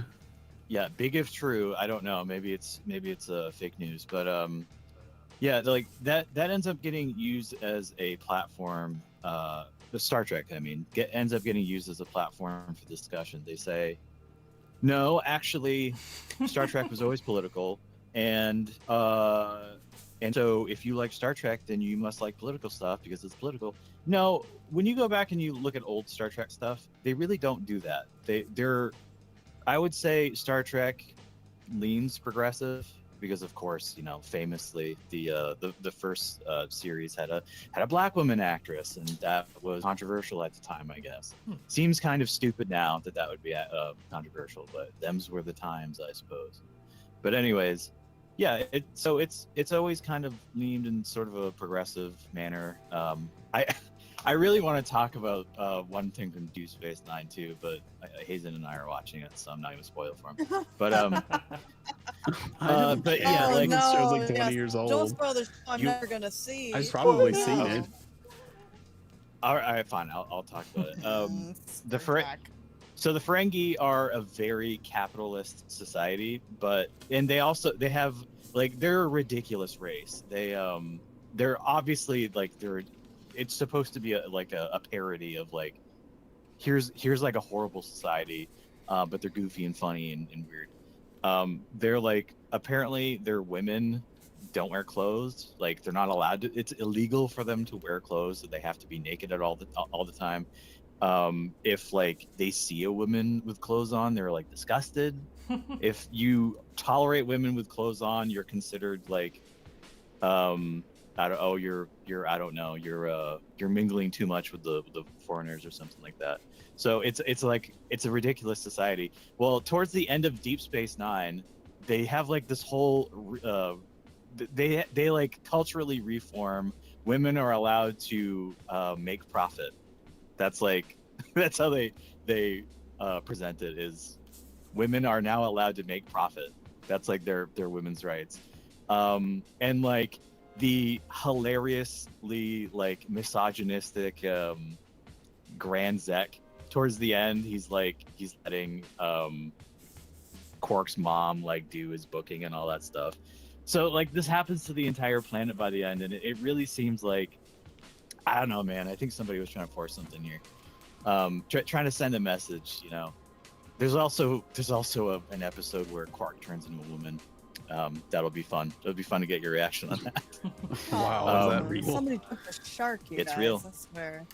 Really? So anyways, I'm just it's just a funny thing to talk about. But the point I'm trying to make is, yes, like sometimes stuff like that happens, but there's also episodes where you get the opposite. There's an entire episode about in Voyager of 7 of 9 gets, I can't remember exactly what happens, but she thinks that she was assaulted or something, and she starts coming up with, she starts kind of like thinking about this thing that happened, and she sort of like develops fake memories, I guess. Like she doesn't, there's some kind of like, she doesn't know exactly what happened because I think there's like a bit of memory loss. So she kind of constructs that like this guy assaulted me, and then he took my nanoprobes or something like that. And the guy in the episode is presented as being like, yeah, I don't know, maybe he did do it. And then he starts acting suspicious because like he's like, he looks like he's trying to maybe tamper with evidence, or, and then like he tries to escape at the end, and he ends up blowing his whole ship up, trying to escape. Well, what ended up happening was like 7 of 9 just made it up. She didn't realize she was making it up, but everyone believed her, and they didn't realize until basically the guy was freaking the fuck out, and like no one could even talk to him anymore. He was just like, he wasn't like letting anyone talk to him over his ship comms or anything. He was just like trying to frantically get away because he thought his life was over, and he just ends up dying. And then 7 of 9 just has to live with that. But if you made that episode today, you would, like, it would be like political suicide or career suicide, because somebody would look at that and they would go, oh, this is like a Me Too thing. Yeah, it would be. You're trying to say don't believe all women. Actually, they're all making it up. Yeah, you know? it would be a story that is perceived as being on the wrong side of the current like political cartel and power in entertainment. So it's like, oh no, entertainment first and foremost. We can't have that. This first and foremost has to toe the line of our dominant ideology, and if it doesn't do that, Yeah. you're out. There was also an episode, a very famous clip involving Neelix, where he's this is I think later in Voyager 2. They have to like take on board some prisoners from some other alien race. It's like their ship was like fucked up or something, and so they end up taking on all these prisoners. And Neelix ends up getting chummy with them and trying to figure out like why are they being treated so badly and all this stuff. And he's looking up stats, and he's like, according to this, this race makes up only like 20% of the entire planet, but they commit over 50% of the crimes, or they make up over 50% of the population in prisons. And then Tom Paris is just like, well, maybe they commit more crimes. It's like, it's just, Paris. yeah. I wish Tom Paris was more of an asshole in that show. He's kind of an asshole. He's like a little bit of an asshole, but they really like charm him up. I wish he was just. I'm sorry. Okay, I didn't mean to interrupt, but go ahead, finish what you're saying. I want to restart. Well, that's my point. Is like, you had episodes where yes, they did some progressive stuff, but you had some from the other side. Now in Star Trek Academy, it's just, I don't have to say anything. If you know anything about Star Trek Academy, then you know what I'm talking about. Just go like, Yeah. I'm not gonna say watch an episode. They've people have broken completely it down. abandoned that. Like, ridiculous. yeah, like, they used to have like in I think from, well, I don't know. I never watched the original series very much, so I don't really know what it's like. But from TNG to like the Voyager era, and I think even on in the Enterprise, they specifically, purposefully wanted to have people in that show who were on the same team, on the same ship, on the same station, whatever, who had differing political sort of views about the world that they were in Star Trek, about that universe, because that's what makes interesting stories, like, is people having tension with each other, even though at the end of the day they're usually working towards the same goal, or they're having to watch each other's back or something like that. And it seems like with newer, and when people say Star Trek was always political, they forget it was political in that way, because the nature of a galactic federation and all these other big, like, space entities or whatever that were out there politically, is that things would occasionally get political, just like they do in real life. But they completely abandoned that. They've completely abandoned that with recent Star Trek stuff. Okay, what is the name of that space show that we watched? You told me to watch about, like, Seth MacFarlane as the head captain. It's like a Star Orville. Trek parody. The Orville. Yeah. Orville, yes, that's me and that's David. That's We prefer the Orville to Star Trek. Thank you. I think the Orville's great. Yeah, I like both. I don't like anything that's come out really after Voyager or Enterprise with Star Trek, but the Orville's great, and it really kind of recaptures that a little bit, like which surprised me a little bit from Seth MacFarlane, because he's usually so left leaning about most things. But he really did try to incorporate like that back in there, where there are people like the Mocklins who are very ultra right wing, like they don't even allow females in their race. Like as far as most Mocklins know, they're only a completely male race, but you learn later that sometimes females are born Mocklins, and when females are born, they give them gender reassignment surgery to make them male, so that everybody in the race can be the male. Now that doesn't really reflect anything in real life, but is it like a really crazy belief that like is sort of really ultra right wing on one hand, and on the other hand is gender reassignment surgery. Typically right wing things not really into gender reassignment surgery stuff, but it's a weird mix of those things because it is an alien race, and it helps you make that alien race make for really good, interesting stories, especially when nobody else on the ship does anything like that. And Well, especially, you can actually, Yeah. it's a message you can apply in real life if you really get into it. it's what's well, I going mean, on it there. doesn't really apply much to real life, but it's like it just Aw. tells an interesting story.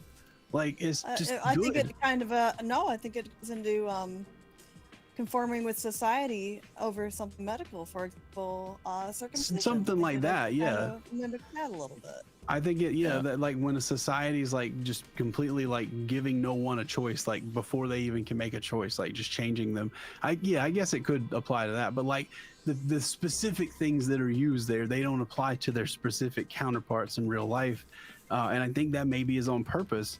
And it really helps you tell a great story when the Mocklin couple, who are of course two men on the Orville, have differing views.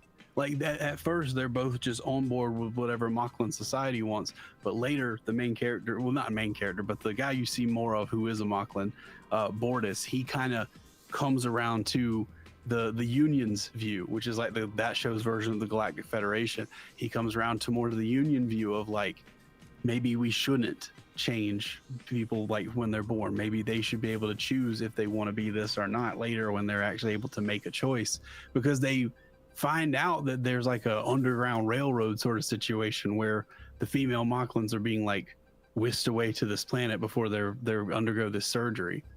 And like there's a whole like rights movement of that, and there's a whole thing where the Union like risk losing the support of the Mocklins over this, and the Mocklins are like where they get most of their weapons and shield technology from. So it's like a weird, crazy like political tension thing. And yes, it's political, but it's not gay. Hey guys, guess what? Trump is smelly and Joe Biden is asleep. Haha. Well, it's entertainment that has political dynamics within it, but it is not actively leveraging a real world power structure. It's not trying to say, hey, get on this side of this polarized divide. On this side you're good, on this side you're bad. So the entertainment is not being used as a tool of it's not telling you contemporary what side politics. of it. Yeah, like that's what I hate, when these media literacy people on Twitter or whatever, when they come at you for saying, I think this shit is gay because it's telling me I need to be on one side or the other, and I don't care about that in my fucking Super Mario game. Actually, I don't care what Luigi thinks about like fucking trans rights or whatever. I don't give a fuck. I just want to fucking capture Ghost in Luigi's Mansion. I don't care about this shit. The Mocklin example you used, actually, I wonder if this is a litmus test anyone has thought of before for whether something is entertainment with a political subject or whether it is simply a tool of contemporary power politics. And I think maybe this litmus test would be helpful sometimes, and that is if there are characters on different sides of a political divide in the show, is every character on one side necessarily malevolent, and that is why they are there? Or can there be actually well-intentioned characters on both sides? If you can have well-intentioned characters on both sides and the entertainment is genuinely seeking to like portray them as understandable and comprehensible and not necessarily evil, Whereas if you have entertainment where it's like, oh, everyone that's on this side, they're evil and bad, and they actually should be killed. It's actually good to kill them. Like, those are, Yeah. I think that's a litmus test. I think Arliss is right too. Like I think they really, it seemed like he was really trying to make it a comedy for whatever reason at first. And to me, like a lot of the comedy works really well in Orville, but the first like 2 episodes, it's way too like Family Guy. Like it's my ex-wife. Like it's just a lot of that shit, and it's not really entertaining. The Orville gets entertaining when they kind of get away. Yeah, when the comedy's like taking sort of a backseat to the actual like cool Star Trek shit. It's really good. But yeah, when media literacy people online come to you and they say, oh, everything has always been political, you dumbass, like they completely are just like lying to you, because they either omit completely that the political shit in most art and media has always been there for the purpose of entertainment and maybe a moral lesson somewhat. They completely either omit or don't understand that themselves, and instead they want to just say everything was political just so they can start an argument online about how everybody else is actually wrong, and then how Starship Troopers is actually the movie Starship Troopers, just like the book, is a big commentary on fascism. Like, no, it isn't. It's just a fucking movie about people going and killing bugs that fucking launched an asteroid at their planet. Maybe I'm wrong, like, that's too. literally all it is. But I even think on politics in previous generations and previous understanding of politics might have had, among a lot of people, a lot more sophistication. I feel like what we are dealing with now, when we say politics now, what we are talking about is something that has, I think, degraded from the original understanding of the term. Originally, people would understand, like, oh, there's a lot of things involved with this. There's other people that have different beliefs, but they're good, they're well-intentioned, and I have to understand where they're coming from so that I can deal with them. And then, but they have all these, there was like a necessity to understand more about human nature in old successful political endeavors. Whereas now, people use that word only to mean an indicator of whether you are a friend or an enemy, period. It's just like, oh, we're in this group.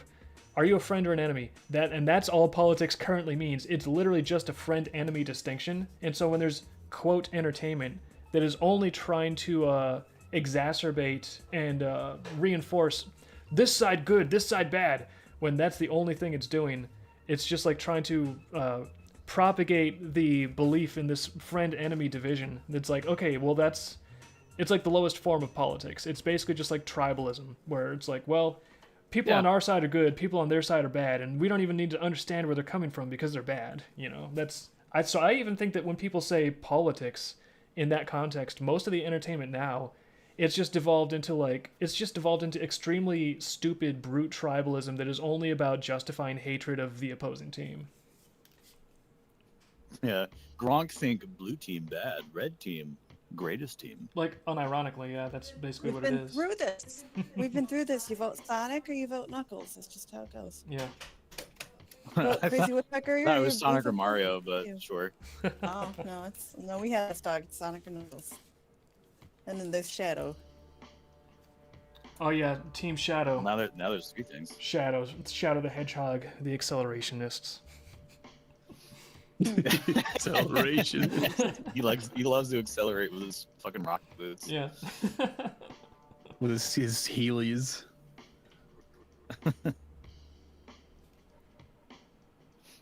Yeah, I go ahead. Go ahead, Gabe. God fucking damn it. All right, Rock. We need to be like on webcam with each other or something. Like, probably not like put that on stream. It'd just be stupid and distracting. But like, we probably need to be on webcam with each other so we know when someone has something to say or something. I don't know. It just might make it easier. I'm gonna mail everyone a Harry Potter wand. You gotta like raise the wand when you want to talk, and then we'll take turns. Well, the problem is that if I'm on the moon and it takes I don't know 4 or 5 seconds for your stream to catch up with reality, then there's still just going to be 5 seconds before you find out whether or not I was going to fucking say something or not. So it wouldn't matter. True. That's well, no, I'm just talking about in the call with each other, not like on stream. Well, what I'm the internet whether it's voice or video, it's still gonna have to go through the internet at the same speed, is what I'm saying. So It's still somehow easier to do that with webcam stuff on call, though. I don't know how to explain it. Like, I just think it's something we should try. I understand what you're saying with the ping, but something about that still just makes things easier and to not constantly interrupt each other. If I would guess, there's probably Maybe. subtle body language cues that you can pick up on that indicate the other person. It's something like that, yeah. maybe. Well, we've talked about this for so long, I forgot what I was gonna say anyway. So if you remember what you were gonna say, then just fucking go. Checkmate. I was just saying that I think that the Orville is like a really good example, like, because there's only one show of the Orville right now. There's, I think, 3 seasons. There's a 4th one that's scripted, but it's a great example of like how all media is political. All media is political. I mean, always been political. All media has always had some politics in it, but for the purposes of telling good stories and for the purposes of like fleshing a world out. Not like, you can argue that Lord of the Rings is political. It has some politics in it, but it serves the purpose of the story instead of serving the purpose of some like creator that just wants to use this thing as like reanimate this corpse as like a propaganda thing. Yeah, purpose and intent actually, I think, is where the argument that like, oh, politics has always been in, it's like, yeah, and I'm sure there's all propaganda has always existed too, but understanding what the intent of a piece of media is, that sort of gives away the game, which I think is why the media critics usually try to obscure that rather than clarify it, ironically. Yeah. All media is a little bit of a puppet show, but when when the puppeteer pops up from behind the little puppet stage and goes like, remember guys, vote this way, and these things, you should be on this right side of history in this way that I think is correct. Okay, now back to the show. Like, when that happens, it sort of just like totally takes you out of the show for the rest of it. Like, a lot of people say like, oh, well, it's just because you don't agree with whatever it is you don't think is correct. Like, even when they say things I do agree with, it's still, even when they say things that are controversial that I think are true and I agree with them, I don't fucking need that in fucking Star Trek. I don't want that in fucking like Crimson Desert or fucking something like that. I don't want that shit in there. I just want to be in another fucking world, in another universe for a little bit, and be inside the creator's head and just see like this cool thing they built to show everybody. We're over by a minute, by the way, guys. Oh, it is mission accomplished. Oh, no. Overtime. It's time for overtime. Humiliation. Well, we got some. You don't have a sudden creatures death drawn. one in your sound bank? I had one, but I think it like got corrupted or something when one of the hard drives You can just failed. do it with your mouth. Come on, Hazen. You can just do it yourself. I can't do those. Just do it. Sudden death. It wouldn't be the same. Well, thank you, Go, gadget, audience. sudden death. Thank you, audience, for sitting here and listening to us spurg out for a solid 2 hours. This has actually been fun. Actually been fun. That kind of implies that he hates all of the other ones. Yeah, unlike every other stream, This one's been good, I guess. amazingly, this one has been fun. I know, I have actually. Yeah, this is the one stream you should listen to. All the other ones are terrible. But Yeah. we won't tell you until after you listen to them. But Nikarisu is asking about these creatures that we're drawing. These are going to be... I'm actually drawing creatures for the Eridu Delta right now. This is lore book material for the upcoming Ascension lore book. Lordy. And we're going to do more descriptions about the critters and what they do, and who knows, if we get once we get the mechanics rolling, we might even find out how hard they can bite you, so that'll be fun. Roll for bite. Yeah. This is a nice setting too. It's like actually like there's some resort areas in the Eridu, so it's not all just chaotic wild. They got some nice spas, nice retreat for spoiled rich people, so that's good. Right. Any final thoughts, team, before we call this a successful Monday stream? I don't have anything important well, to say. I do really like your line work though, Oh, thank you. which I'm ashamed to say that I have not looked a whole lot at. Some of your well, some of your Why don't we just You had a little Well, that's why we shuckle should just- monster earlier. just yell Yeah. at Dave to pick up a Kinda- pencil once in a while to make him feel better? You know, keep him in check morally. I like pencils. I know you do. Morally. Yeah, just keep him in check so he doesn't get Yeah, too, like too big a head. Be like, hey Dave, pick up a pencil. just keep an eye out for the GarageBand Kickstarter. Probably going to be coming this month. So that's going to be Jason's first Kickstarter, first crowdfund, first like printing of a book ever. Yeah. So everybody would really be appreciative if you guys would just keep your ear out for that, keep your ear to the ground, and just give that some love when that comes out, because the story's great. You can go read everything at garagebandcomic.com right now that's out. I think they're up to chapter 5. 6 is going to be the last chapter, so it's a short story. You don't have to like invest your life into it or anything to see the beauty of it. It's good. It doesn't overstay its welcome, and it's just a really great story, really great characters that takes place kind of in like the early 2000s. So please go check it out, and please hit up that Kickstarter when we got that. We got some real cool stuff coming on it too. We're gonna have a Rihanna figure. So if the you like pins look Skater amazing. Girls, Yeah. do you like Skater There might Girls? You be- can have one on your background with shelf that. on your desk at all She has a times. guitar. Yeah. She can never leave. All right. Cool things happening this month. Thank you again. Anyone who's like, when are they going to stream again? I need more. Friday, 7 to 9 is usually when we stream Fridays. And until then, everyone have a really fantastic April week. Stream ends in 5, 4, 3, 2,